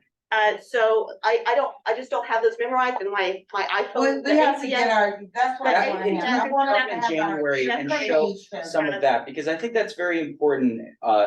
Because I think it's good to back our claims up with facts and And that's what I'm saying, I'm not talking about extend the conversation, but we've already said we're gonna have Yeah. demographics here. And then we're gonna list pros and cons. And I just Hopefully hope we in can the do future we most can. of that beforehand. But I do hope, of what we're Laquita, doing in the is discussing. future, I just would like the record to state, as a member of this committee, as a member of the community board, I'd like to think that we working collaboratively and as a community to address the issues that affect us can be respectful.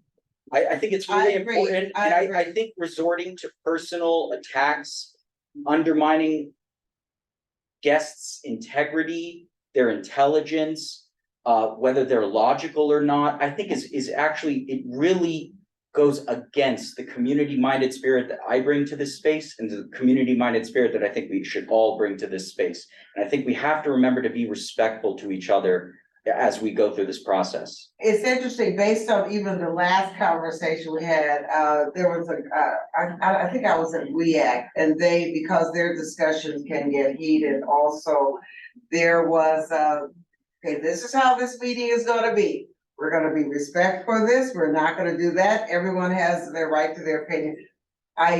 Maybe we should try begin to our get meetings. that Yeah, and bring that we along should, too. yeah. Because we're really thinking about the broader community. And I, for example, I might have a circle of people I'm around that might think one way, and we may be totally unaware of what someone else Yeah, who lives in the community is thinking as well. I mean, I remember last time, and I don't have a car, but I know there was a concern brought up about safety. People who drive and are concerned about not being safe because they have to circle around looking for parking. Right, late So- at night, Correct. yes. And people sleeping in their cars, so. Yeah. And that happens all the time. And not for anything, we talked about the congestion pricing and and then we can move forward. I think I was laughing because wherever that demarcation is happening, what is it, below 96 or 59? They talked about, I think down there, they're thinking about looking at parking or doing something in the same vein as what we're discussing, because now they're thinking everybody's gonna be trying to avoid going downtown and paying that increase cost of going past 59, and then they're gonna end up parking just above 59, and that's gonna get pushed back Right. up and exacerbate the problem that we're talking about. Yeah. but So- there's just been no, but why does the Manhattan Borough President's report on this not show that it helps congestion? I actually agree with you. No, no, Monique. I think No, we they should be thinking about, they mentioned that, and I'm thinking there's going to be a compounded effect, right? Everybody's gonna back up, like, they're gonna be parking there, then everybody's gonna be working their way back uptown, and it's gonna exacerbate an issue that we're already dealing with. And we So, always send uptown and yeah, to get, Yeah. you know, front of it. yeah, we get the So, brunt, yeah, it so works it's, hand in hand, that's what we need to just look Yeah. at the additional issues that come into play. What's gonna be the best solution? Some of this, some of that, right, you know, that, because how many people in your city, everybody's not gonna be on the same page. right. So how do we make it the best? I think for there our are community? some circumstances in which residential parking permits can work. But what Gail Brewer found in her report, and there are things, it might be too high of a price to pay, I think, for some public members, but that they have to be expensive.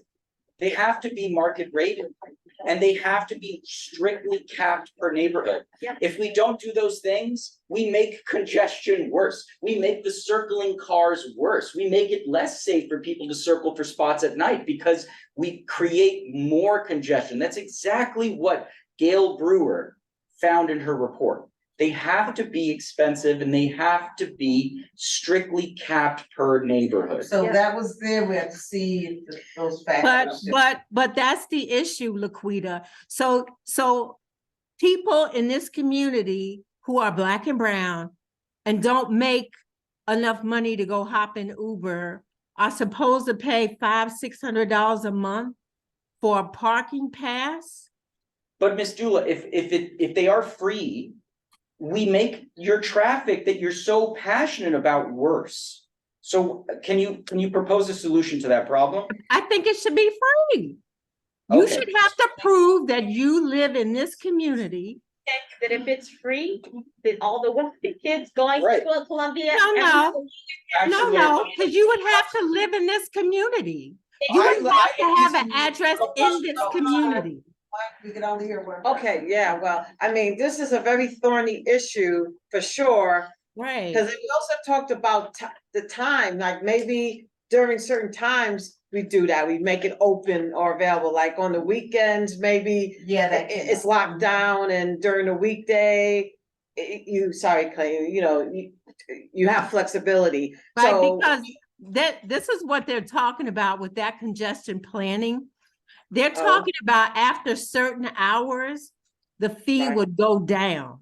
I didn't realize that, like, I think after 9 o'clock, it goes down to like $3.75 or whatever. But during peak hours, Uh-huh. it's like It's- $15. Ratchet it up, yeah, Right. to be a disincentive. Exactly. So something like that, I mean, we have to kind of work through it and see how we can balance it out, Mhm. because we should look at both sides for sure. I mean, Mhm. you But can't look have at to. one side without looking at the other, because they both Of course. impact each other, and I think we could come I up with guess a what is solution. my There- question? It's gonna be some middle ground, Ground. but we have to be For sure. together in proposing Liquid, if I something, could just because say one otherwise thing, though. we'll get hit with something that's Just- not gonna be. I- favorable. If, you know, again, this has come up again, this happened in November 6th, this is happening at this meeting where Yeah, so much of what we're debating is about how hard it is to park.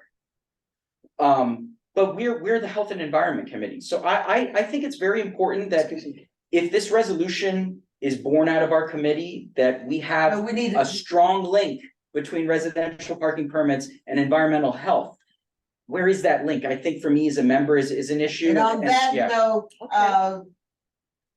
we'll yeah. bring Maybe- it all together for January. Yes.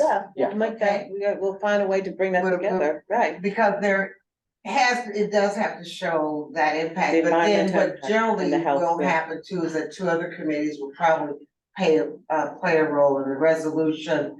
Would be coming from three bodies. Okay. Right. Three committees. Because Okay. lastly, and whoever that other committee will be, because you have to look at traffic and Yeah. enforcement. That comes into Right. play in order to make Uniform it work. service, yeah. I think it's So- uniforms. Right. Yeah. I think So- about that. Because they work with DOT, right? So Yeah. uniform service, so. I think based on the rhetoric in support of residential parking permits, this resolution's home is more around. You know, working together with DOT to talk about some of these issues because there just is no environmental link. And I just, but there isn't, but I would love to see support. Okay, for the glad, but plan. we're starting this Yeah. over. I would Let's- argue, I would. Let's wrap it now, because It's this what was makes not it meant worse. to Residential resolve parking makes it worse. It's issues. just We not had to have a said discussion. January, but to not lose sight, we're not losing I'll sight send you that this I've is still circulated the reports. on the table. Look, If I could have avoided a single night in the emergency room with my daughter and her Mhm. asthma by reducing traffic by 15% in my neighborhood or whatever statistic, man, I would do that a million times. That one trip to the emergency room with my kid in the asthma crisis, it was more than $400 a month of parking. It was more than 400 times 12 months of parking. And I'm sure that is true for every other parent of an asthmatic kid who would benefit by not having additional air pollution in this neighborhood. We really got its big boost on highlighting the impact of buses and gas emissions and how they brought about so much and exacerbated asthma in our community. I'm going to invite them to speak, and I don't know if they've come up with a position yet, Right, but they generally have these work groups that do deep studying on these matters that could help provide some insight.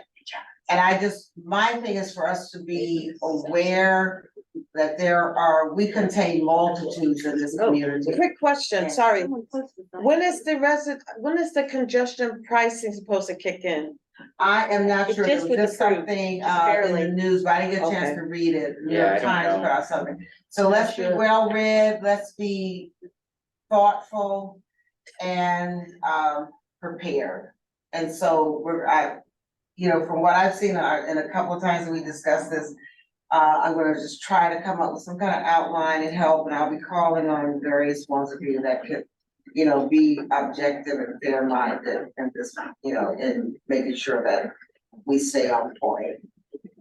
I Thank think you hearing so from much. from planners, people who are experts about parking management would be helpful, right? Because we value facts and evidence, data in the work that we do. I think it's important. to- Exactly, but sometimes there isn't facts and data because we haven't done this. We haven't Well, done this. We don't do it many- anywhere in New York City. Cities have residential parking permits, actually. Boston implemented residential parking permits inspired by some of the same issues that have been talked about, how hard it is to find parking, congestion. But the problem got worse in Boston when they did this. So and it's happened like this in other American cities too. So there actually Right. is data. There is data. Right, there is but data that's not New York City that data, shows that this is not, right? it's a mixed bag and it's not the best Right. way to address this problem. Okay, Okay. so let's just end it for now. And thank you for a robust discussion. Really, it gives us all a lot to think about and let's just, be as thoughtful in our trying to make recommendations as possible, what will work. Now we have the West Harlem Development Corporation grantees. There are four are listed, but 3 are here to present something about their agency and the grant that they have received. Let me start with Amanda, wait a minute, it's Amanda Love here from African Services. Speak up quickly if you are, and Amir, I may need your help with that. Oh, sorry. If that person needs, So Amanda? wait, let's see if she's here. Amanda Love or anyone from African Services. They called and asked to participate. No, they haven't said anything, so maybe they are not here. Okay, so let's move on. City Harvest, I have Holly Longworth listed. Is Holly here? I am. Hi, how are you? Hi, Holly. Thank you for asking to be a part of the presentations this evening. And do you see City Harvest, Amir? It just They're says City there, Harvest. they're there. Yep. Yes. Yeah, she doesn't have her name or, do you need to be made a co-host? I do have some slides to show. Let's just make her co-host, City Harvest. So give me this email and, okay. I'll make her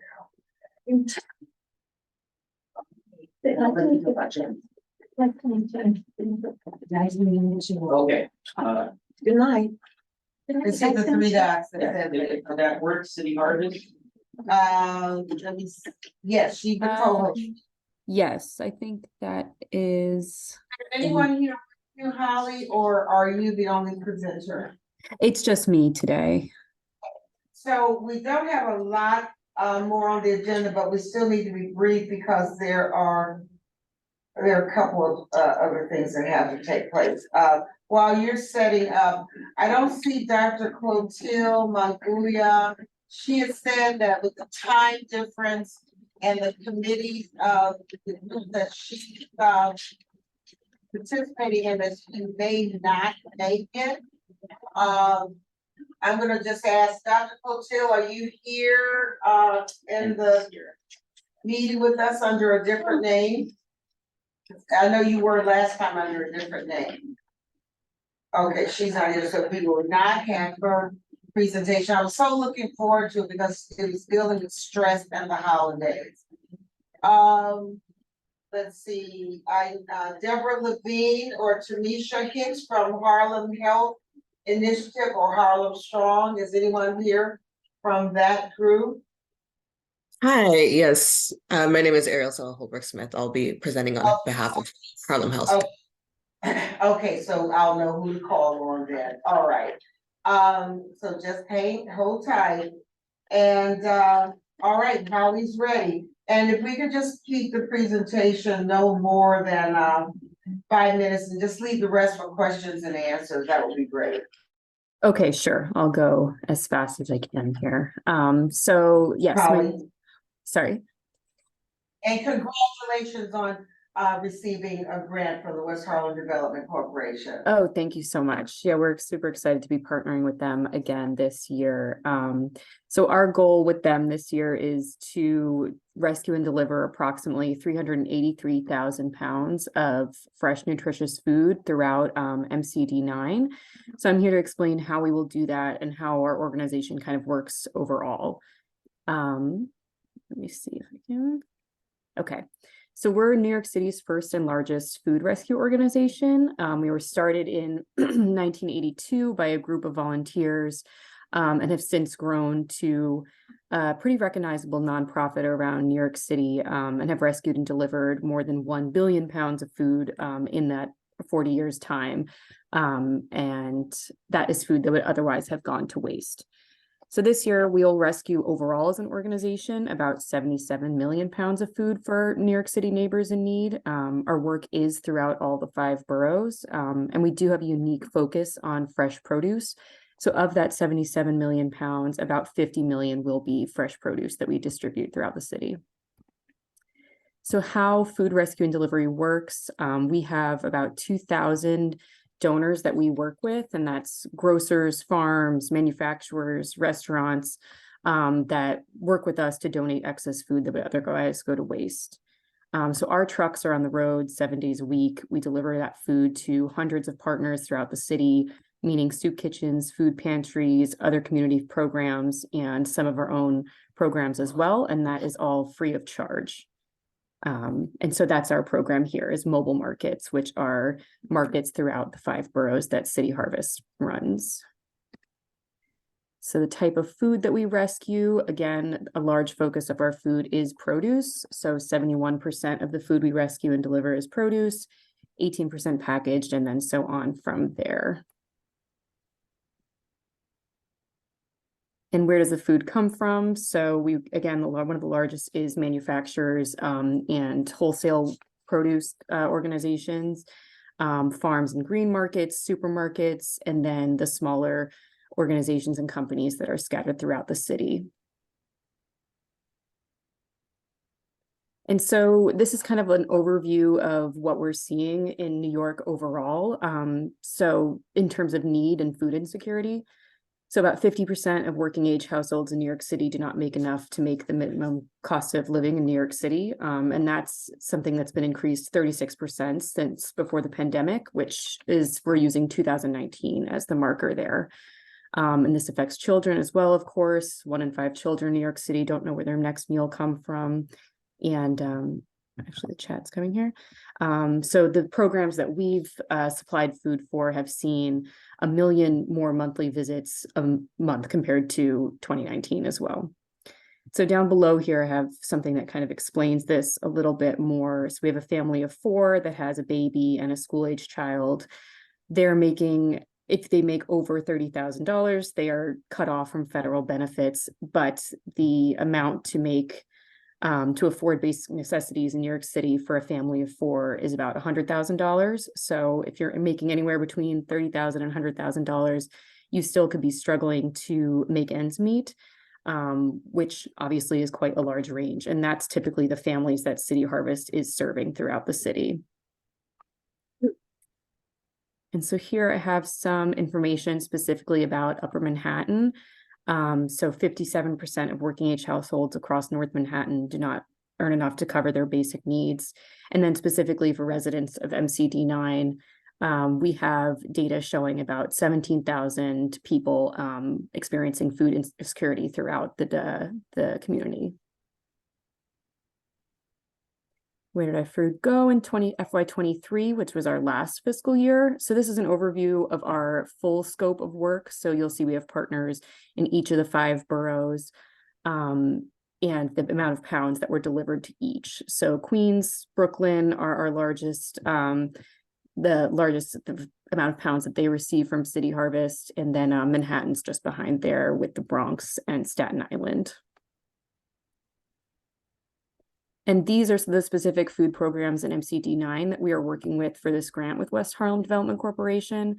So we have Broadway Community, Cathedral Kitchen at St. John the Divine, Riverside Church Food Pantry, We Are Not Afraid, and the Emma L. Bowen Community Service Center. And this is just showing that 383,000 pounds I mentioned that is going to these programs throughout this year. So we have the breakdown over here, and then FY19, which was pre-pandemic, we're showing quite a big increase into FY24 this year for the amount of pounds that we're distributing across the community. And just wanted to mention that we do have our own mobile market in the neighborhood as well. So we are at the Prince Hall Mobile Market. This is a City Harvest run program. It's free and open to the public. It's like a farmer's market style food distribution, majority produce that runs twice a month. So we have these in every borough, but this one specifically for Prince Hall is located nearby. We've been continuing to increase the amount of pounds of food that we distribute there every year. And just last year alone, we saw almost 18,000 visitors at the market. And then this is just a little brief overview of the rest of the work that we do in addition to food rescue and distribution. I just mentioned the mobile markets, but we also run multiple nutrition education programs for youth and adults, both online and in person.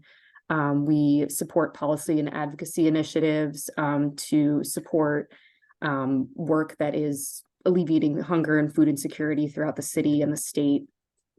Network capacity is our work with our partners like soup kitchens, food pantries, where we do a range of things with them to support them to better serve their own communities. So that could mean giving one-time grants if they need equipment to run their program.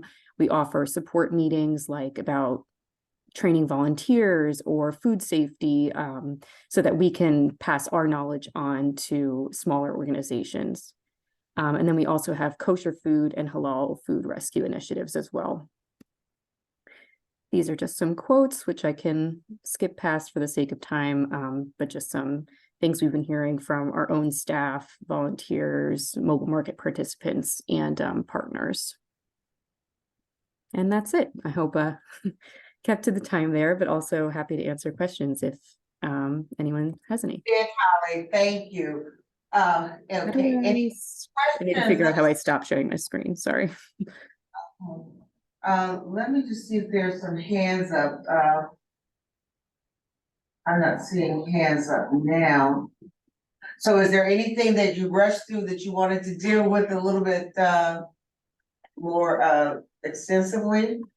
I guess I'll just say I did have a note. I know you wanted to talk about expansion of our work in the area. So let me just see where my note, I did have something on there that I wanted to share. Let me take a look. Right, so we used to be in Manhattan, and we recently moved in this past year to a larger facility in Sunset Park, Brooklyn. And so that is combining our warehouse and our food rescue facility with our office space. It's a much more modern and large capacity space. And in the full year operating out of this new rescue center, we were able to leverage that additional space to maintain our food rescue and delivery at 25% higher than pre-pandemic levels.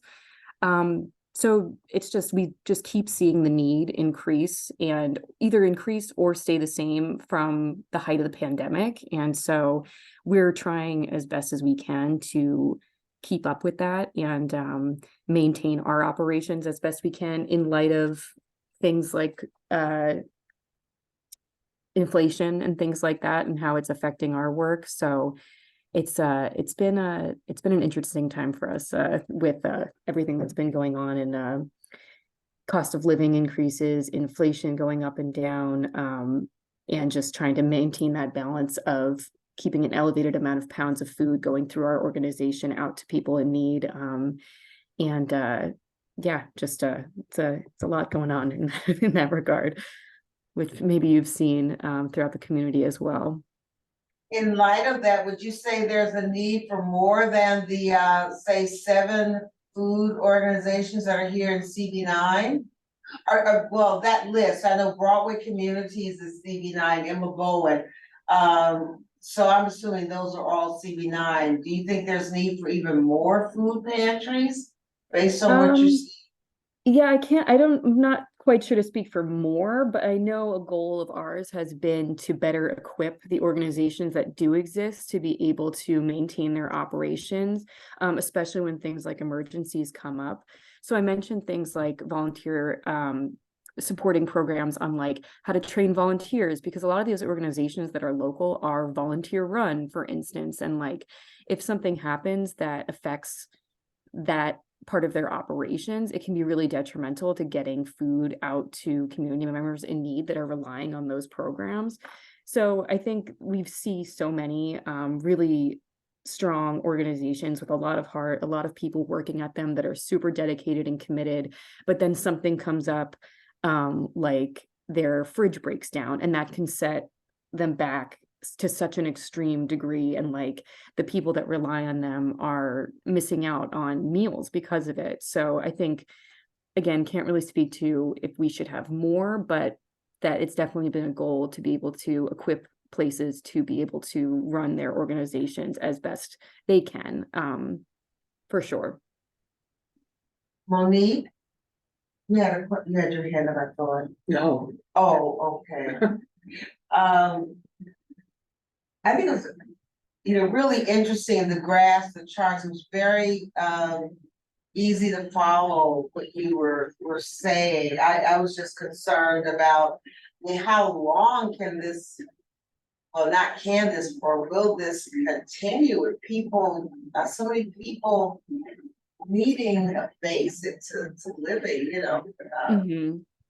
Yeah, I mean, we've seen, I That's a mean, this, humanitarian question, I'm not sure, it's kind of like, that's. yeah.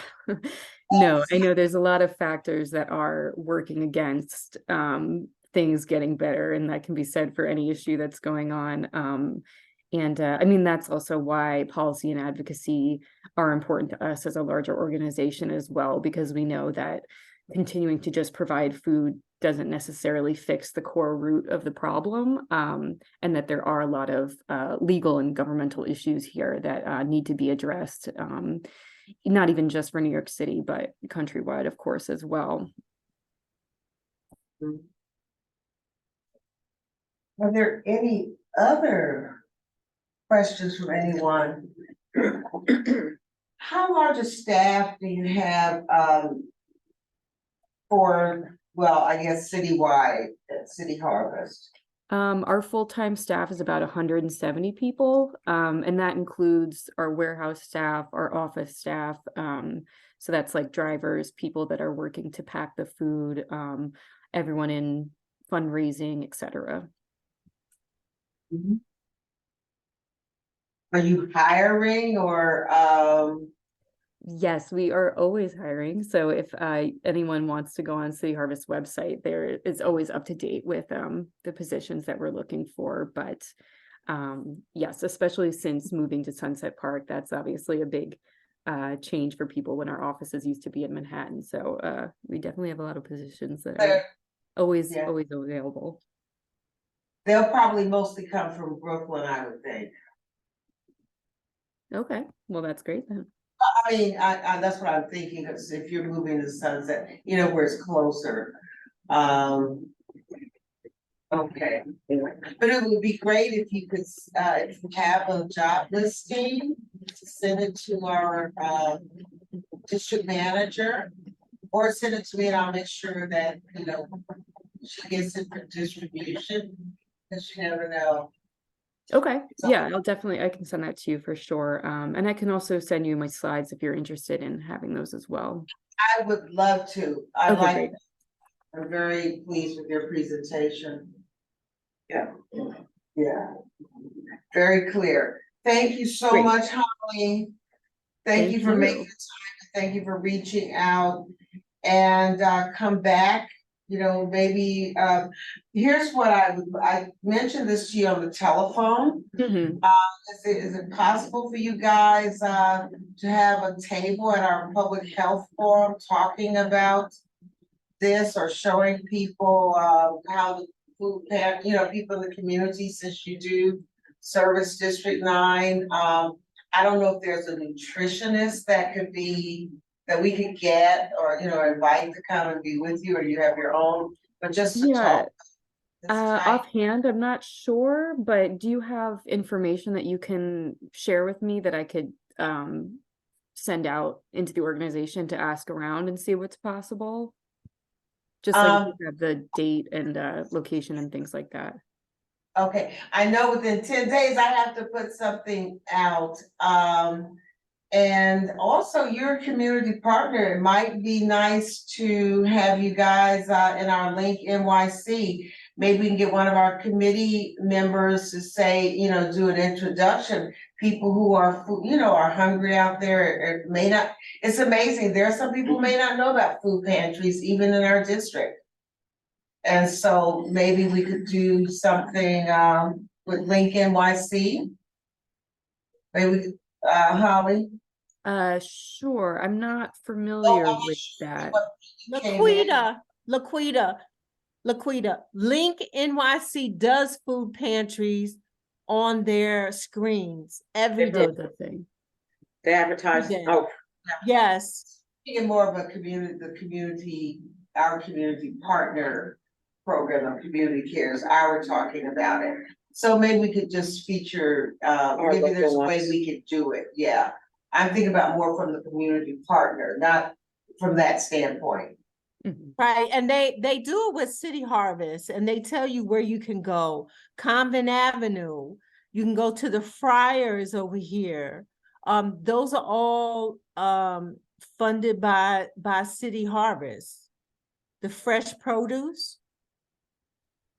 Okay. Well, that's even more, okay, that's even more reason for them to be featured in Right. ours as a community partner. City Harvest, yeah, Yeah, there'll be more reason. since they have all these, Okay, so Holly, think about that, Tentacles. we'll be in touch. Is she Okay, still there? sounds good. Thank you. there. Okay, thank you.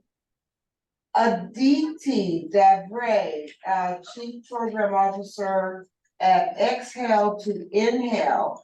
Congratulations on your West Harlem Development Grant.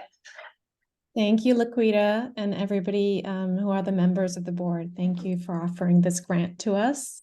Will you need And to yes, please. Yeah, I would love to share a slide deck. do that? And while Amir is setting that up, Aria, I know I'm not saying your Aria Sala, will you be also in need of being made a co-host when it's you're our last speaker? Yes, please. Then Monica or Narcan, but will you be, okay, so at that time, you'll be speaking after Aditi. Okay. The second person, oh yeah, maybe we could do it now, Aditi, and I'm sorry, Aria Sela. Yeah. Okay, so Aditi, go ahead, please. Great, great. One moment. Yeah. Can everybody see my screen? Yes, Great, fantastic. Thank you so much. Let me just switch to slideshow and go to the next slide. So for those of you who don't know us or our organization, we've been in operation for about 10 years. And we use the healing practice of trauma-informed yoga to empower survivors. And the second part of our mission is to help communities that support survivors with the knowledge and training on how to do so. So we work with about 62 nonprofits. They're primarily domestic violence agencies and shelters. And this is a national organization, but predominantly most of our partners are based in New York City, about 90% of them. So the issue at hand is 1 in 4 women and 1 in 7 are victims of severe violence from an intimate partner at some point in their lives. And so we were founded out of Columbia University, actually, by an undergraduate student who serves on our board. We have 3 full-time staff members and recently moved about a few years ago to paid staff from a volunteer-based organization. Most of our staff members who deliver the programming are survivors themselves, but they're also survivor leaders. So we talk about our programming as being survivor-led. What happens, and this is very quickly, so pardon me for kind of breezing through some of these slides, but what are some of the symptoms of trauma? And so we recognize this, and we've developed a 16-hour certification training to empower individuals who want to serve as survivor leaders. So we recognize these symptoms, and in doing so have developed a curriculum. Our curriculum comes in the form of trauma-informed yoga classes, and those are for survivors in the community. And we also offer trauma-informed classes to the public. We have a 1 live class that takes place weekly over 36 weeks in a calendar year. So it's sort of like a school term. So there are 3 terms. We offer our trauma-informed yoga classes also similarly with our partner facilities. And so we go out to shelters. We also offer on-demand classes, which are accessed via your phone or device in your home or in your workspace. We also offer trauma-informed education and workshops to institutions and individuals. So those are our core programs. What is the ETI methodology? So we are based in creating connection with self and connection with community. As you all know, yoga is a 5,000-year-old practice, but our trauma-informed yoga is based on mindfulness and breathing and meditation. And so we also ensure that our practices are safe, they're simple to follow, simple language is being used. And more so than anything else, we're promoting choice-based language. So through our practices, individuals are making choices because we assume choice has been lost somewhere along the way. So we offer 12 weekly themes that are progressive and promote choice making and ultimately promote empowerment. So I want to show some data. We have a peer-reviewed paper that has just been published in the journal Violence Against Women, and we know that we have statistically significant results and improvements in 3 main indicators that we've been working with the New School to track these indicators, and they analyze the data for us. So we are focused on stress, agency, and sensation, stress being stress on self, personal agency, and bodily sensations. Why do we focus on these 3 indicators? They inform executive functioning. So if we assume executive functioning is depleted, how do we ensure that our practices sort of reinvigorate those executive functions? And we know that we have evidence to show that that is happening already. And this is just data from this half of the year. So this data ends sort of somewhere in July. So we're still tracking it. So we just wanted to kind of freeze it in time. We also started tracking calmness and being energized. And as you can see, pre and post class, there's a significant change already. And from this data source, you can see there's 117% improvement in these 2 indicators post class. We also talk about trainings and workshops, and this is just a snapshot. I wanted to share it with you. We ask our participants to tell us what they learned once they attended our training or workshops. And as you can see, I like to show yoga support survivors, the effects of sexual assault and domestic violence, effects of trauma, window of tolerance. We talk a lot about how to increase the window of tolerance through our training and workshops. So I just wanted to share that brief snapshot with you. Who do we work with? We work with, as you can see, some logos may be recognizable to you all, particularly in where CB9 operates. We work with the Dove program. We work with CCNY. We also work with Volunteers of America, Help USA, and Homeward.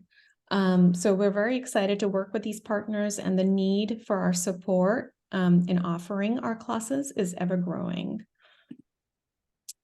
This is just some partner feedback we recently received. We worked with Women in Need, so I'm just going to let you take this in, and I will share these slides post-session.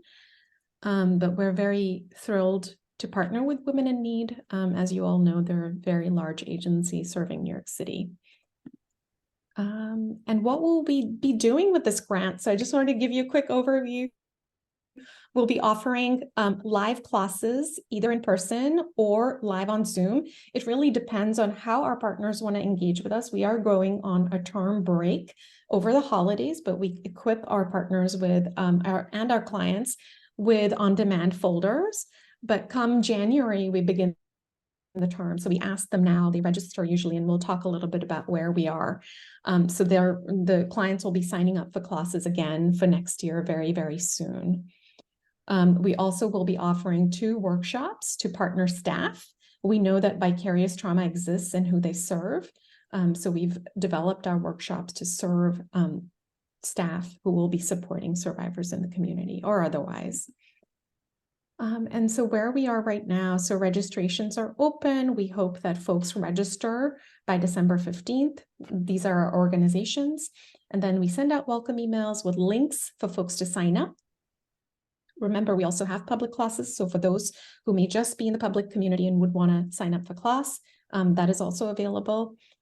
And we send out notifications and flyers by the 22nd, and we have staffing in place by the 5th of January, so we can launch workshops and classes by the middle of January. So I'll pause there for a moment. I want to leave this screen up. This is direct feedback from our clients. but I see that there is a question. So I'll leave this up, let you all take it in while I invite in questions. Thank you. Thank you, DT. Are there the public forum that you mentioned, where people could come in from the public, do they have to pay a fee, or is theirs also free of charge once they're in the program? No, the public classes are free. So, and you know, the partnership with our nonprofits, we use grants to kind of deliver the free content. So all our content is free essentially to individuals. And we don't charge our partners once they're enrolled from a particular district, you know, this is funded to them. So no, and the public classes, I mean, we say there is a donation optional, but they're free. Folks can sign up and log in. And most of our clients who come in from the public come in without their screens on because they're coming in from the comfort of their own homes and it's private. So I hope that helps. Yes, Monica has her hand up. Monica? Yes, do you go into all of the women in need shelters and provide classes there? We don't go into all of them. We go into the ones we've been invited into. So Okay. we were out in Queens working at a shelter, and then we were also working in Manhattan at a shelter. Sorry, at their offices. So shelter in Queens and offices in Manhattan. Okay. And yeah, you know, I think there's some of this that we really want to support, but we also want the partner to engage with us. Yes. Because unless we have their support, the clients are not coming in, you know? So we Right. always kind of introduce this idea, give them the training and the workshop, and then they, you know, there's buy-in on staff level, and then they introduce us to their clients and counselors. So yeah. Okay, great. Thank you. And if you have other partners that you can refer us to, that's always welcome. And introductions are always welcome. And then if you would like to share this with the community, we always have our public classes. I have a question. Do you guys go to Rikers? We do not, but we have a partner organization that specializes, I believe it's called the Lineage Project, that serves, yes. yeah, that serves individuals, yeah, who are incarcerated or formerly. Correct. Thank you. DT, as you were speaking and before you even mentioned partnership, I thought of COTA Alliance. I'm not sure if you've heard of them, but the COTA Alliance has about 12 organizations that they partner with and help, and they kind of commingle in ways that, you know, benefit each organization, and they're grant-based as well. I'd like to put you in touch with them. There's one of their groups that offers spas upstate, you know, for, you know, women who, you know, just this kind of stress reduction. Yeah, yeah. Well, I would welcome the introduction, Laquita. Yeah, that would be great. Thank you. Was there another question or? Really fascinating. Thank you for, and if it's possible to have your slides, that would be great, you know. And maybe they could be on our website as well. I would love to see, I'd love to talk to you about, again, the ad promo, since we deal with, you know, we're trying to partner or show partnerships, particularly those organizations assisting in mental health or mental stress reduction. And your group, I know you can't publicize, you know, the women and that kind of thing, but just making people aware, even more aware of your existence would be really important.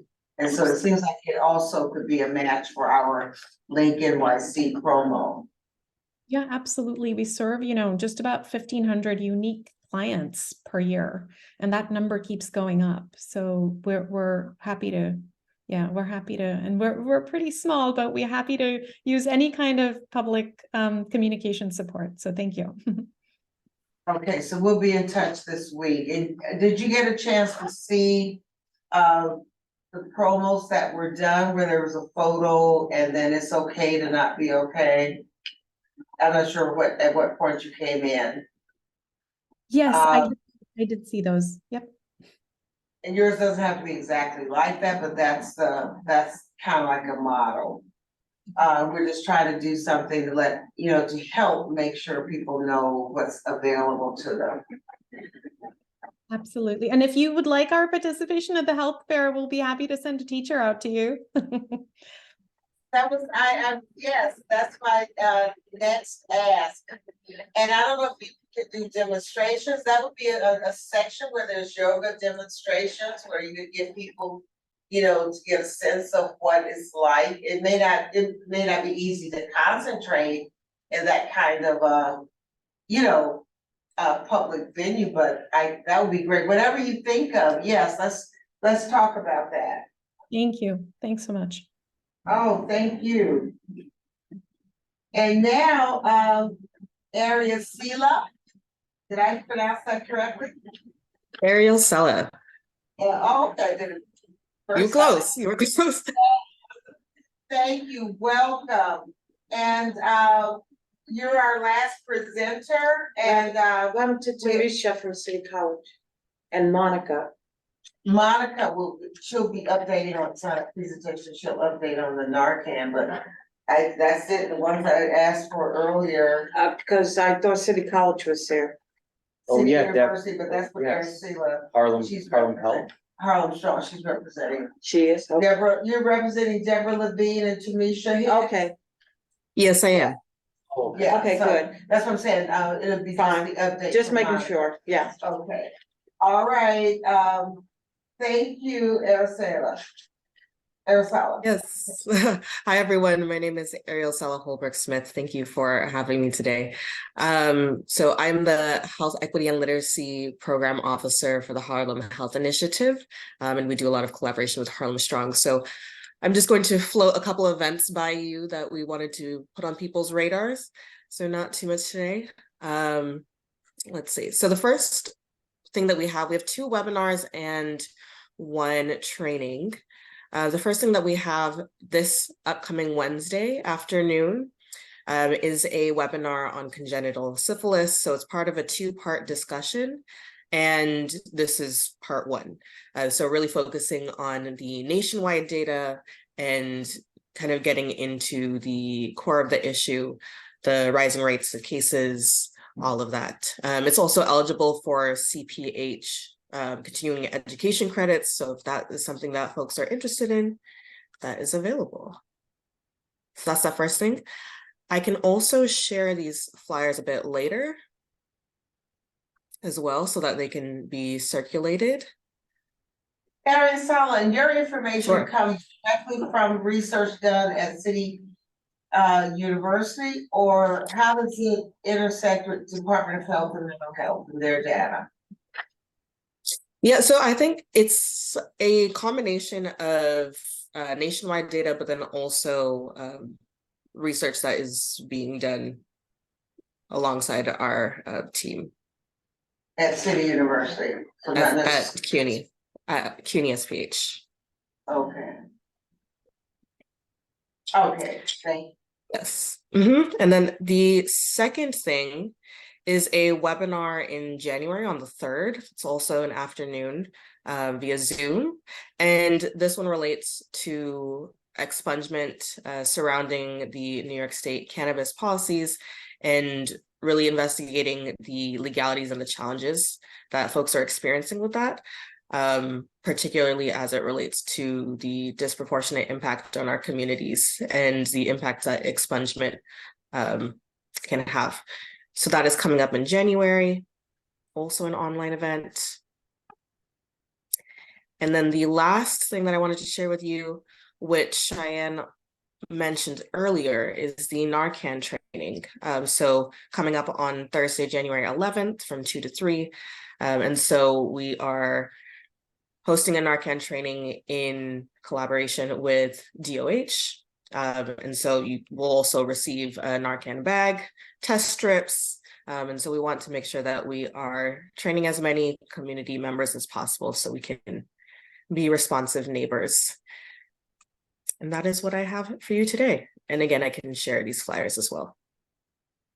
Absolutely. And then January 11th is, that's Thursday. Can I see that on the flyer? That's Thursday. Yes. Are you expecting what population, what mostly seniors there? Are you expecting other like students, that time frame? I'm wondering what audience you have in mind. I think the audience that we have in mind is kind of open right now. We are sharing a lot of this information with community-based organizations and the folks that we work with. So making sure that our partners can also share them with their constituents as well. But it's kind of flexible in terms of who can attend. So if folks are interested, you're more than welcome. I think we should try to inform our communities about all of the Narcan trainings available. We can't do it all ourselves, but it's great to know that Cheyenne through DOHMH and your program with CUNY SPH have trainings, and so we just need to get the word out. And so we'll help you do those. Do that rather. Yeah. Okay, Ariasala, thank you so much. Come back and be with us, on updates. Of course, of course. Thank you for having me. Yes. Okay, and now to wrap up, Monica, you are as a follow-up with the Narcan training program idea, and what news or information do you have for us? So I spoke to Oasis. Their Narcan training is more of a overdose prevention training too. It's 2 hours where they cover a whole bunch of things.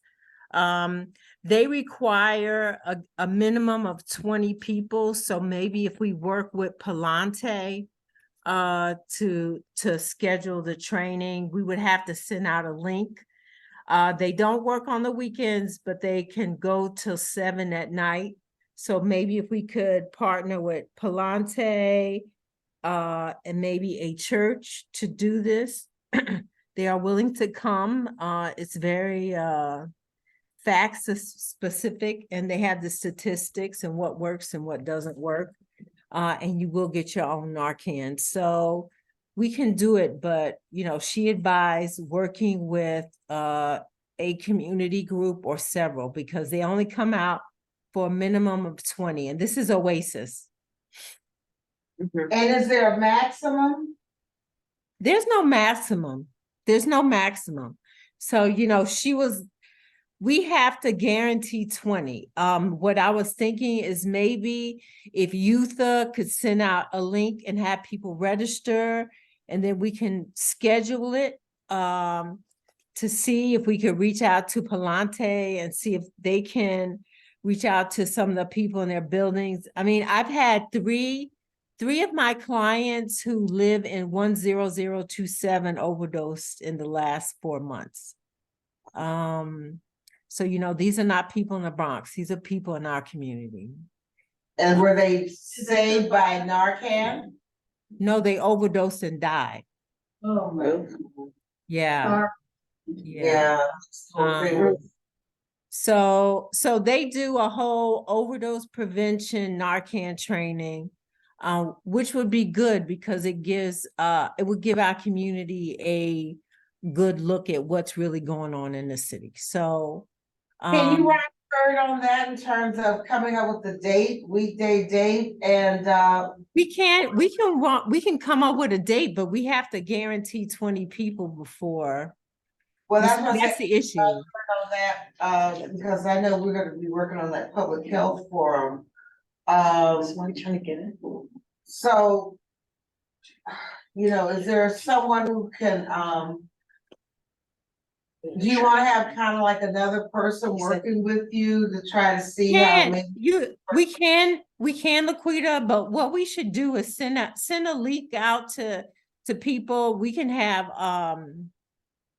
Youtha do that to people in our community board, saying, hey, we would like to have a training for Oasis. But in order for us to have a training, we have to guarantee 20 people. Here's the link. Please sign up. We will pick a date between 5 and 7 in the evening where people can come. Okay. Just write up that brief link so that. Okay, I can do that. That's fine. Yeah, that's what I meant by just writing her on it. Yeah. Cause we're all involved in so much, and that would be, you know, great if you could just take hold of that. And then we'll, you know, as long as we have the date, then we can start, you know, disseminating the flyer that comes out of it or the link. Did Akil leave? No, he's I here. don't think so. Okay, any other questions about, Monica? She said she would we just need someone who could just pull that together. Pull all that. She needs a date and then she said we should get Yeah, people to then- pre-register. yeah, rather than, you know, Youth got, maybe Youth can do the distribution, but we should write it so they don't have to, they're doing all the summer stuff too. Right, that's fine. I can write something up. That's fine. Okay, and then let us know, this week, and then like the others already have their dates, you know, January 11th, whatever, let's just get the dates and then we can start promoting it. We might even be able to put it on one of those Link NYC. A couple of them. Right, but in order for them to come, we have to guarantee 20 people. That's why I'm saying that we need to send it out saying, are you interested? Because they're not gonna come for less than 20 people. Yeah, we got that. I mean, I Okay. think we just need the date and then we reach out to Palante. Palante should easily have 20, and then Yeah. especially if they get billed as a co-sponsor, you know. And then the church group wasn't, What's Reverend, the church right across from the precinct, Laquita? which precinct, the On 30? 26, the 26 precinct? Oh my goodness, that's, St. Mary's. Yes. St.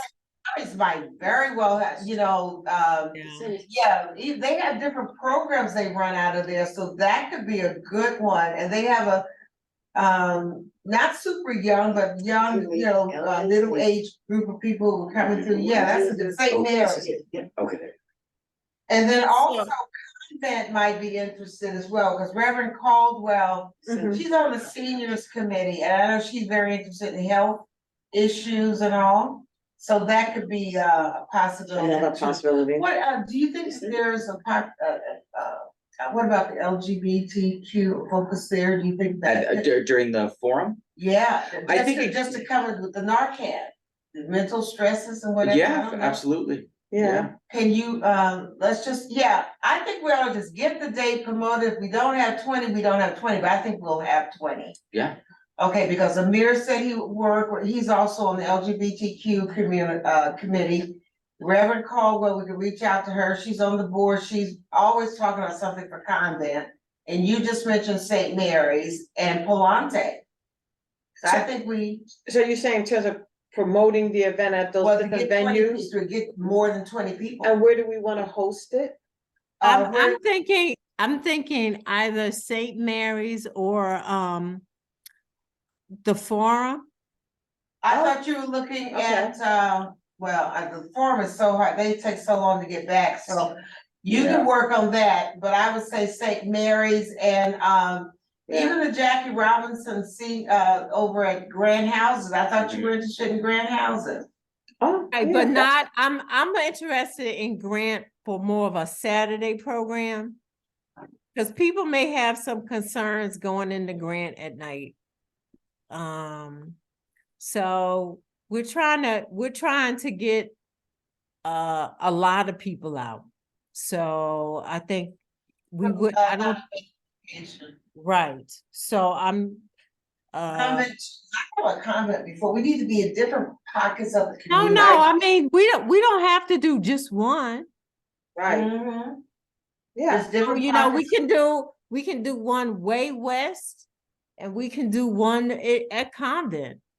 Broadway House, like, they have well, let's see what, Palante might even wanna use this facility. Right. I mean, they're Yeah, not but big. Palante's facility is small. No, that's what I just said, they're not big, but who knows, Right. people here though, people Yeah. will come, even if it's standing around, well, that's 2 hours though. Okay, But- so Laquita, can you give me the contact information for Palante and for St. Mary's, and I'll reach out? Okay, it might take me I don't know if they have a new minister at St. Mary's now or not, but I'll get both of them. Give me tomorrow, you know. That's fine. Take your time. Let's see, St. Mary's and, Delonte, okay. And then in the interim, if anybody else thinks of a community forum, you know, good space, let us know. Heritage might have a space they wouldn't mind. Now, really, given Well, what's going on? yeah, they have other, well, let's just see.